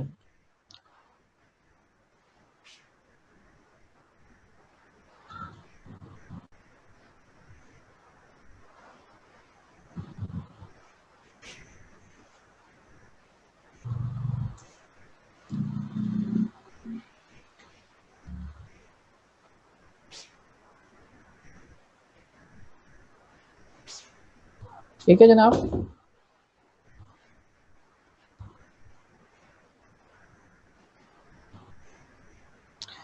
ये एक दफ़ा मैं रिपीट कर दे रहा हूँ बिल्कुल। देखो हमें क्या चाहिए, हमें पहले तो एक लिस्ट चाहिए जिसमें तमाम कैरेक्टर्स की लिस्ट आ जाए और हर कैरेक्टर को हम एक नंबर दे देंगे। जैसे वहां पे हमने क्या किया था, हर वर्ड को एक नंबर दे दिया था हमने। तो हमने इंडेक्स बनाया था, टोकन इंडेक्स बनाया था। फर्क सिर्फ इतना है कि यहाँ पे कैरेक्टर लेवल पे टोकन इंडेक्स है, वहां पे वर्ड लेवल पे। ठीक है। उसके बाद हमने क्या किया,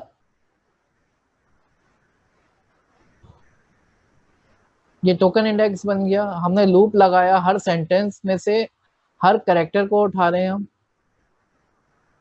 ये सैंपल पे इन्यूमरेट किया, कैरेक्टर को उठाया हमने और उस सेंटेंस के उस कैरेक्टर की पोजीशन हम उठाएंगे और उस पोजीशन पे जाके हम 1 लिख देंगे। ठीक है। उस सेंटेंस के उस कैरेक्टर की पोजीशन पे जाके हम 1 लिख देंगे। That's it.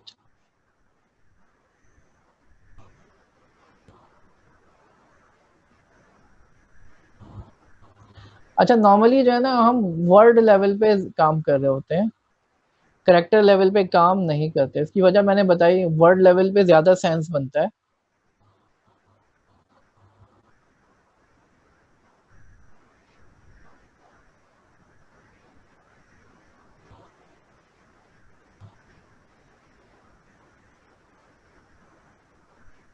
अच्छा बिलाल, आपने काम किया है टेंसरफ्लो पे, कैरेक्टर्स पे, ठीक है, अच्छी बात है।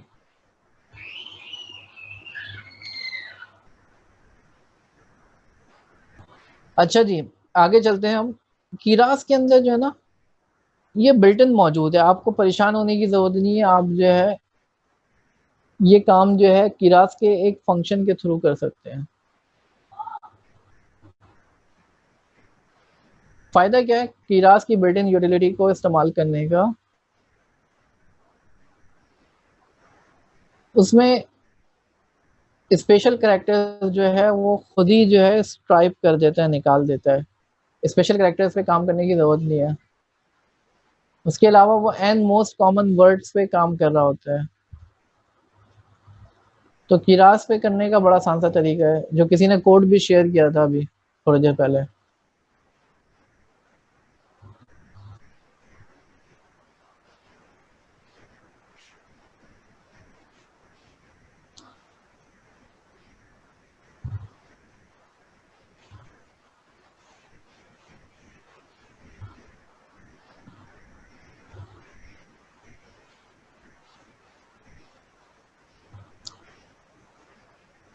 अच्छा, जहां जहां पे कीरास आ रहे हैं वहां पे टेंसरफ्लो डॉट कीरास करें।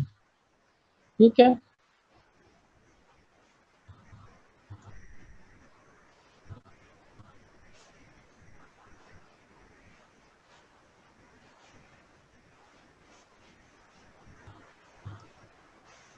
तो टोकनाइजर की क्लास है, आप उसको बता दें कितने वर्ड्स को कंसीडर करना है, 1000 वर्ड्स को कंसीडर करना है।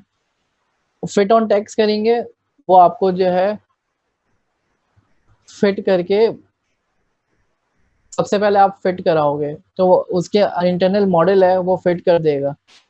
फिट करने के बाद टू सीक्वेंसेस करोगे तो आपको जो है वो वन हॉट इनकोडिंग मिल जाएगी।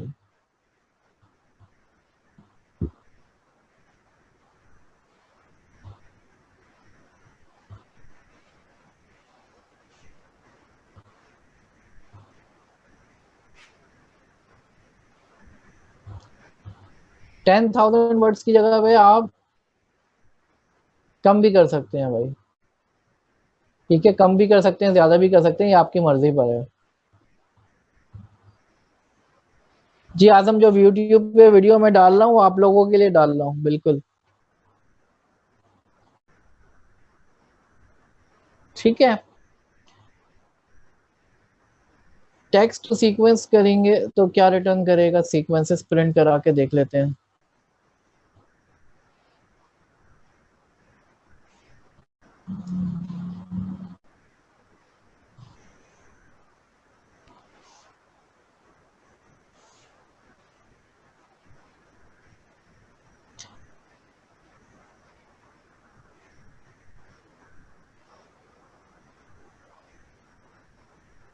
अच्छा, अभी तो कोई खास फर्क नहीं पड़ेगा मुनीब,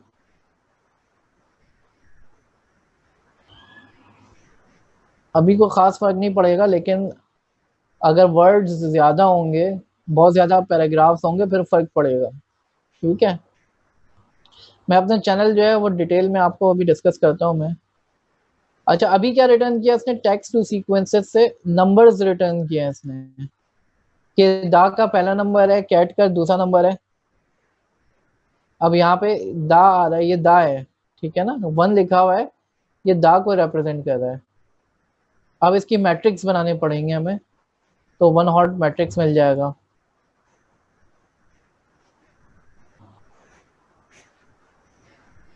ये मैट्रिक्स बन गया, ठीक है।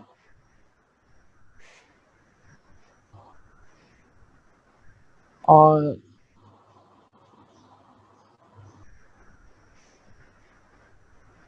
इसके बाद ये भी बता दिया कितने वर्ड्स मिले इसको, 9 वर्ड्स मिले हैं, ये भी बता दें।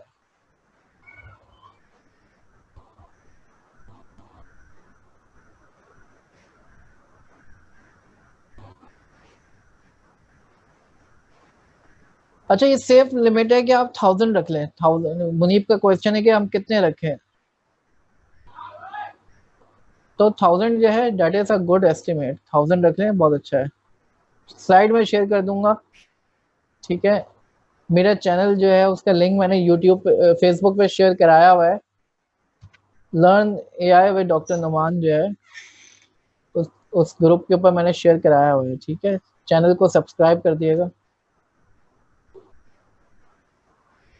यूट्यूब पे जाके नुमान इस्लाम लिखेंगे तो वहां से आपको मिल जाएगा।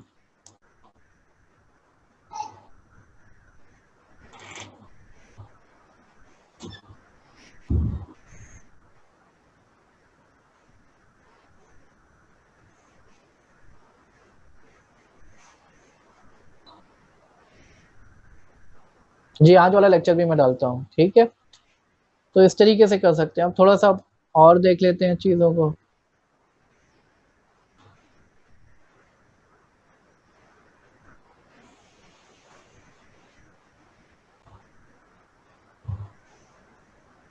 इंशाल्लाह कोशिश करूंगा नेक्स्ट वीक तक जो है आज के लेक्चर्स भी मैं डाल दूं यूट्यूब के चैनल के ऊपर, ठीक है। वर्ड एम्बेडिंग क्या होती है, एक और टेक्निक है।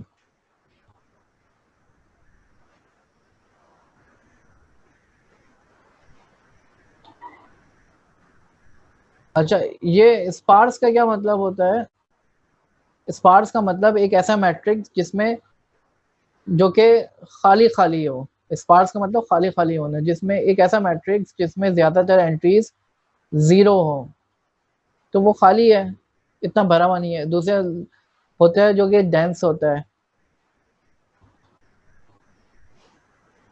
ठीक है।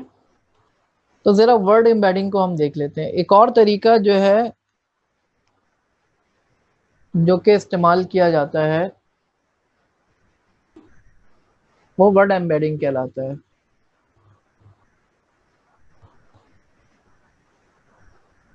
जिसके थ्रू हम एक वेक्टर एसोसिएट करते हैं किसी भी वर्ड के लिए, या कैरेक्टर लेवल पे भी हो सकता है, लेकिन हम वर्ड लेवल पर ही करते हैं, ठीक है।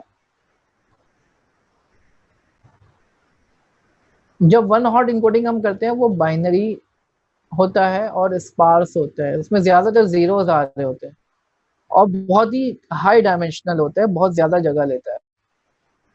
वर्ड एम्बेडिंग लो डायमेंशनल होता है और ये फ्लोटिंग पॉइंट वैल्यूज होती हैं, पॉइंट्स में वैल्यूज होती हैं और ये जगह कम लेता है। ये काम कैसे करता है? वर्ड एम्बेडिंग जो है ये लर्न होता है आपके डेटा के साथ साथ, आप डेटा देते जाते हो उससे लर्न कर रहा होता है।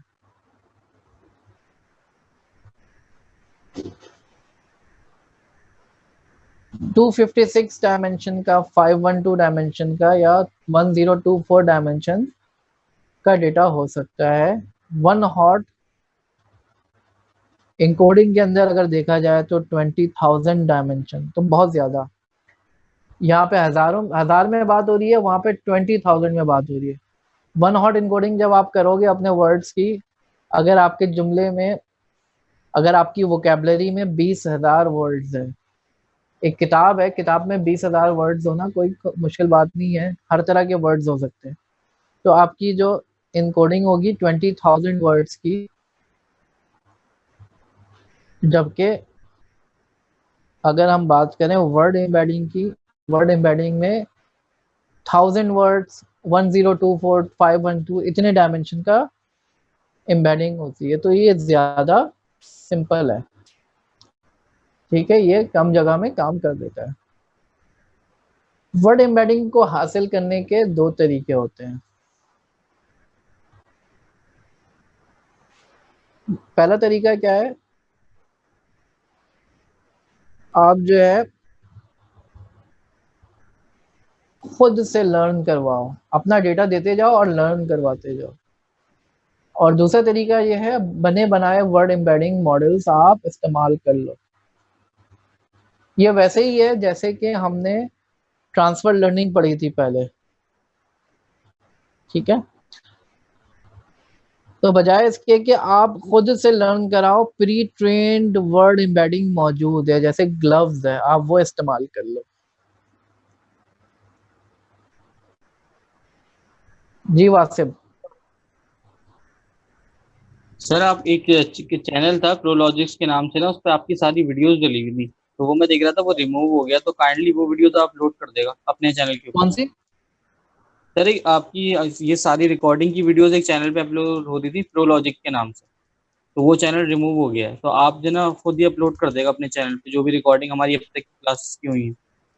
अच्छा, मुझे नहीं पता इस बारे में, मैं पता करता हूँ, ठीक है, प्रो लॉजिक के ऊपर। जी सर। अच्छा चलो ठीक है।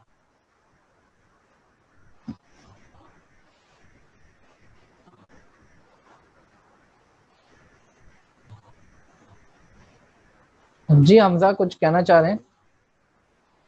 जी सर, मैं ये कहना चाह रहा था कि करेक्टर लेवल जो हमने इनकोडिंग कराई हुई है, करेक्टर लेवल इनकोडिंग से अगर हम करवाते हैं तो फिर हमें वर्ड लेवल की वन नॉट इनकोडिंग नहीं करवानी पड़ेगी। मतलब जैसे जितने भी वर्ड्स हैं वो उन्हीं कैरेक्टर से निकलते हैं। तो अगर हम करेक्टर लेवल वाले रख लेते हैं, फिर अगर हमें अपना मॉडल ट्रेन करना है किसी भी सेंटेंस पे या किसी भी वर्ड्स पर, तो हमारे पास एक करेक्टर लेवल इनकोडिंग हुई भी है, हम उसी को गो थ्रू करवा के जितने भी हमारे पास मैट्रिक्स या उनकी वन इनकोडिंग होगी हमारे पास सेंटेंस की, वर्ड्स की, तो वो उन्हीं करेक्टर्स के पैटर्न से हमें करके दे देगा। यानी वर्ड और इनकोडिंग की हमें ज़रूरत नहीं पड़ेगी अगर हम करेक्टर लेवल इनकोडिंग करवा लेते हैं तो। नहीं, करेक्टर लेवल इनकोडिंग भी वन हॉट इनकोडिंग ही तो है। जी दो है तो वही, लेकिन वर्ड और इनकोडिंग में वो हमें हर एक वर्ड का एक हमें वो मैट्रिक्स दे रहा है, एक वो दे रहा है, उसकी एक कोड दे रहा है नंबर्स में वर्ड हाँ, का। लेकिन करेक्टर लेवल पे थोड़ी सी स्पेस कम हो जाती है, आपकी बात सही है, लेकिन स्टिल लेवल में बहुत बड़ा होता है, करेक्टर भी बहुत बड़ा होता है। हाँ, और भी एडवांटेजेस होते हैं। एम्बेडिंग पे आते हैं हम जरा ना, एम्बेडिंग पे देखें और भी बहुत सारे ठीक है। और सर आप ये जिसको जो बता रहे थे लाइब्रेरीज की जो हो जाता है डायरेक्ट यूटिल्स की जिसकी लाइब्रेरी है कैरस की, उससे भी एक बार जरा कोड पे करके दिखा दीजिएगा। अभी बताया तो है जी, यूटिल्स वाली लाइब्रेरी से। ये कीरा से अभी ये हुआ है, देखें कोड सामने नजर आ, टोकनाइजर क्लास है, डॉट फिट ऑन टेक्स्ट किया तो ये कन्वर्ट कर दिया उसने, टेक्स्ट डॉट सीक्वेंस करोगे आपको जो है ये मिल जाएंगे सीक्वेंसेस, उसको मैट्रिक्स में कन्वर्ट करना है, 2 मैट्रिक्स कर दोगे। सर हमने पिछले क्वार्टर में ये काम करवाया था सर, अनीस ने हमें करवाया था ये, पर उसमें मैंने ना ट्रेन डेटा पे मैंने इसको करा था, टोकनाइजर को ट्रेन डेटा पे ये काम कर रहा था। उसके बाद मैंने लेबल्स पे जब इसको करवा रहा था, लाइब्रेरी इसकी यूटिल्स की एक लाइब्रेरी थी, उससे हमने ट्रेन डेटा पे वन एन्कोडिंग करी थी। और फिर लेबल्स को करवा रहा था मैं, तो लेबल्स में वो हो नहीं रहा था, कुछ इशू आ रहा था इसका। तो यूटिल्स वाली लाइब्रेरी का मैं कह रहा था अगर आप वो यूज करवा के दिखा सकते हैं एक बार, तो यूटिल्स के जो थी इसकी। हाँ, उसमें जो है 2 कैटेगोरिकल का मेथड है, वो जी इस्तेमाल जी कर ले, जी लेबल्स इनकोड हो जी वो जाएंगे। 2 जी कैटेगोरिकल वो यूज कर ले। जी वो यूज कर रहे थे, मगर उसमें थोड़ा सा इशू आ रहा था। अगर आपके नेक्स्ट टॉपिक में अगर आए तो फिर आप इसका कोड करवा दीजिएगा, चले वरना मैं फिर आगे देखता हूँ, आप ठीक है, मैं वरना देखता हूँ। रिकॉर्ड इसमें बैटिंग पे आ जाए। ठीक है, ओके, थैंक यू।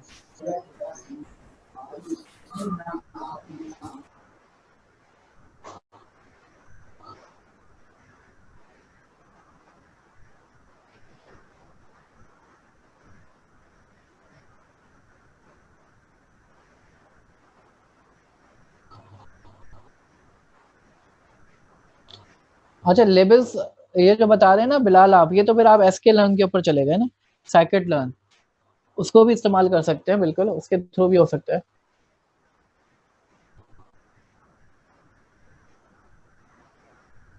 बहरहाल बहुत सारे तरीके हैं एक काम को करने के, ठीक है।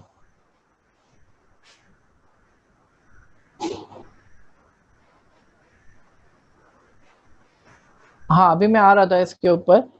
तो 2 तरीके हैं, एक तो आप अपनी एम्बेडिंग को लर्न करवाएं, दूसरा तरीका जो है वो ये है कि आप प्री ट्रेन्ड एम्बेडिंग यूज करें। बहुत सारे हैं, अभी आते हैं हम उसके ऊपर कि हम लर्निंग कराएं, जैसे ग्लव्स हो गया, फास्ट टेक्स्ट हो गया, और बहुत सारे प्री ट्रेन्ड वर्ड एम्बेडिंग मौजूद है। तो सिंपलेस्ट वे क्या है to associate a dense vector with a word is to choose the vector at random. Start करें रैंडम से, और फिर जो है वो लर्न करता जाए कि अच्छा इस वर्ड को ये वैल्यू देनी चाहिए, इस वर्ड को ये वैल्यू देनी चाहिए। अच्छा, इसमें एम्बेडिंग में ये फायदा है, वो ये देखता है कि अगर 2 वर्ड्स मिलते जुलते हैं, 2 वर्ड्स अगर मिलते जुलते हैं तो वो उनको एक ही वैल्यू देगा, जबकि वन हॉट इनकोडिंग में ऐसा नहीं होता।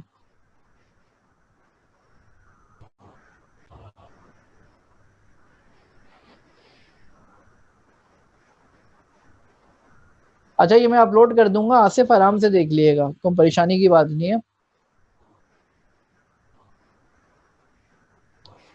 तो प्री ट्रेन्ड भी इस्तेमाल कर सकते हैं। मैं बात कर रहा था एम्बेडिंग के अंदर ये एडवांटेज है कि 2 वर्ड्स अगर मिलते जुलते हैं, मिसाल के तौर पर किंग और क्वीन, किंग और क्वीन जो है इनकी मीनिंग जो है उसमें सिमिलैरिटी मौजूद है कि दोनों जो है एक अथॉरिटी वाले लोग होते हैं, तो इनकी जो एम्बेडिंग होगी वो करीब करीब होनी चाहिए। इसी तरीके से गुड और बैड, इनकी एम्बेडिंग 180 डिग्री पे होनी चाहिए, बिल्कुल अपोजिट।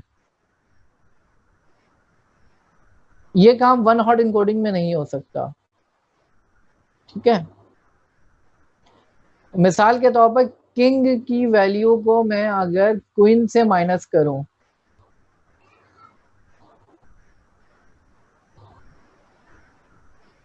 बल्कि सॉरी, मैं किंग में से मेल को निकाल के फीमेल ऐड कर दूं तो क्या बनेगा?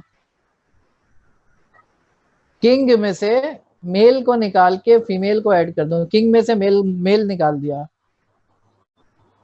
और फीमेल ऐड कर दिया, तो क्वीन बन जाना चाहिए, है ना।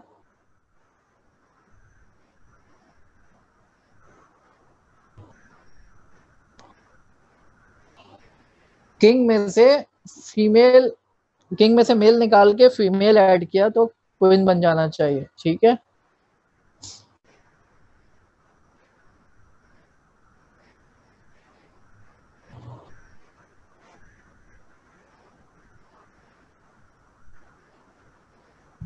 जी फैजान। वालेकुम सर। सर आज लेट ज्वाइन किया, समझ लिया अभी ज्वाइन किया। आप मैसेज पढ़े मैंने, आपने कहा कि मैं अपलोड कर दूंगा, लेकिन आपके जो चैनल है उस पर तो नहीं आ रही, कोई भी पुरानी वीडियो भी नहीं आ रही। तो ये कन्वोल्यूशनल की कंप्लीट नहीं है। में आपने रखी है? अच्छा, आपने पार्ट्स में रखी है। जी जी बिल्कुल। चलें ठीक है सर, आज मैंने थोड़ा लेट ज्वाइन किया, सॉरी। चलें कोई बात नहीं।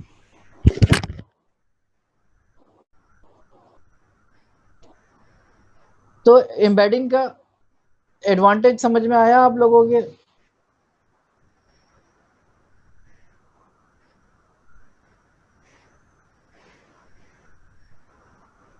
ठीक है, शाबाश। अच्छा, हमजा क्वेश्चन पूछना चाह रहे?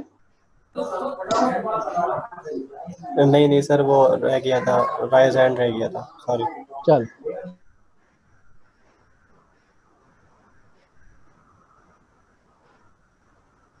अच्छा, एम्बेडिंग को लर्न भी किया जा सकता है।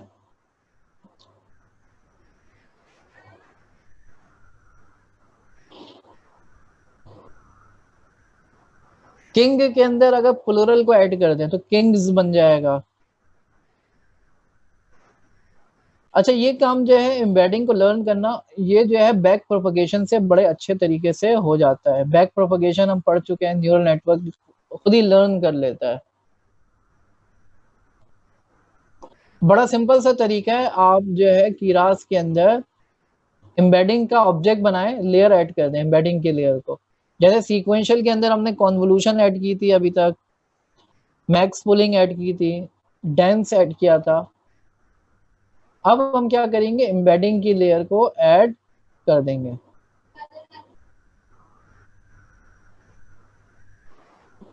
ठीक है, तो मेरा ख्याल है यहाँ पे हम स्टॉप करते हैं।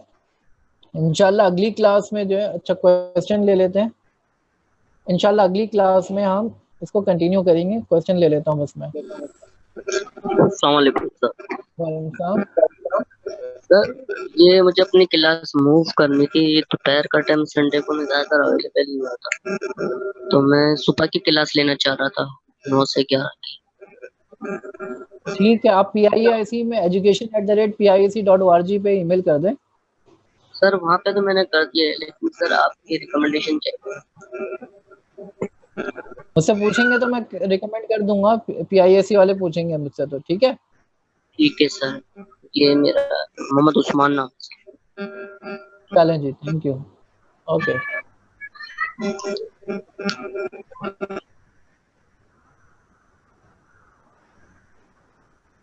जी तनवीर।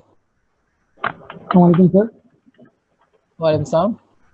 सर मुझे ये पूछना था कि जो आपने असाइनमेंट अपलोड किया है, तो उसके अंदर हमें इमेजेस खुद सेव करनी है, खुद से बना के ना, तो उसका क्या मतलब, किस तरह से बनाएंगे इमेजेस? तो आपने बताया ना कि नोटपैड या माइक्रोसॉफ्ट वर्ड पर कितनी बना आप इसको टेंसरफ्लो पे कोडिंग करें इसकी, ठीक है, और ग्रुप पे ही आप जो है अपलोड कर दें, गिटहब पे डाल के ग्रुप पे लिंक शेयर कर दें। नहीं सर, उसकी जो मतलब मॉडल्स वगैरह बनाने से जो हमारे पास डेटा है ना, डेटा नहीं है ना उसमें। आपने कहा है इसके अंदर डेटा दिया हुआ है, डेटा खुद बना लेना यार। 1 2 3 4 5 6 7 8 9 10 उसका डेटा खुद बनाना है। तो उसमें जो अल्फाबेट है ना, A to Z, तो कितने बनाने हैं? हाँ, कितने डेटा बनाने खुद से? मर्जी है आपकी, जितना चाहे डेटा आप निकाल लें, ये मैंने आप लोगों पे छोड़ा हुआ है। ठीक है, तो सर ये तो बहुत ज्यादा हो जाएगा ना डेटा, मतलब हमें तकरीबन अगर 10,000 भी बनाए तो डेटा आप जो है 10 इमेजेस ले लें हर कैटेगरी की। अच्छा, तो बस ये पूछना चाह रहा था। ठीक है, चलो, thank you sir.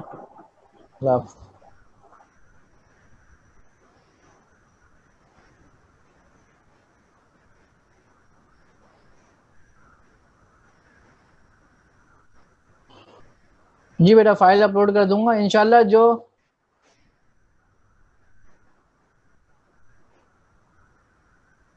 Natural language processing जो है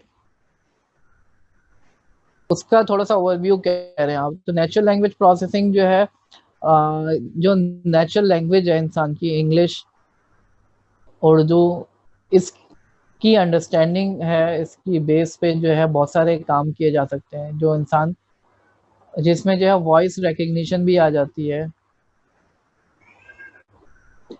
उस लैंग्वेज को अंडरस्टैंड करना। प्रॉब्लम क्या आती है, जो नेचुरल लैंग्वेज होती है इंसान की, उसकी कोई ग्रामर जो है ना प्रिसाइज नहीं है, उसमें बहुत सारे एक्सेप्शंस हैं।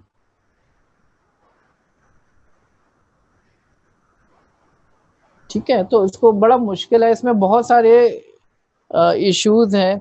एक तो प्रिसाइज नहीं है, फिर इसको टेक्स्ट को जो है इनकोड करना पड़ता है, और बहुत सारी टेक्निक्स हैं इसके लिए। कुछ जो है डीप लर्निंग बेस्ड टेक्निक्स हैं, और कुछ जो है क्लासिकल टेक्निक्स हैं, जो कि जो है रेगुलर एक्सप्रेशंस के थ्रू भी हम काम करते हैं। ठीक है जनाब, तहसीन का क्वेश्चन है, लेते हैं जी। तहसीन,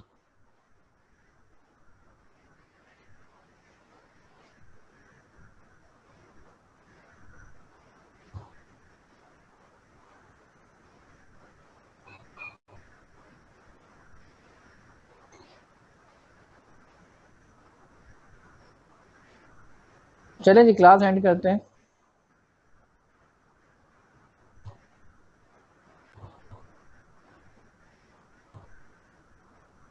थैंक यू वेरी मच।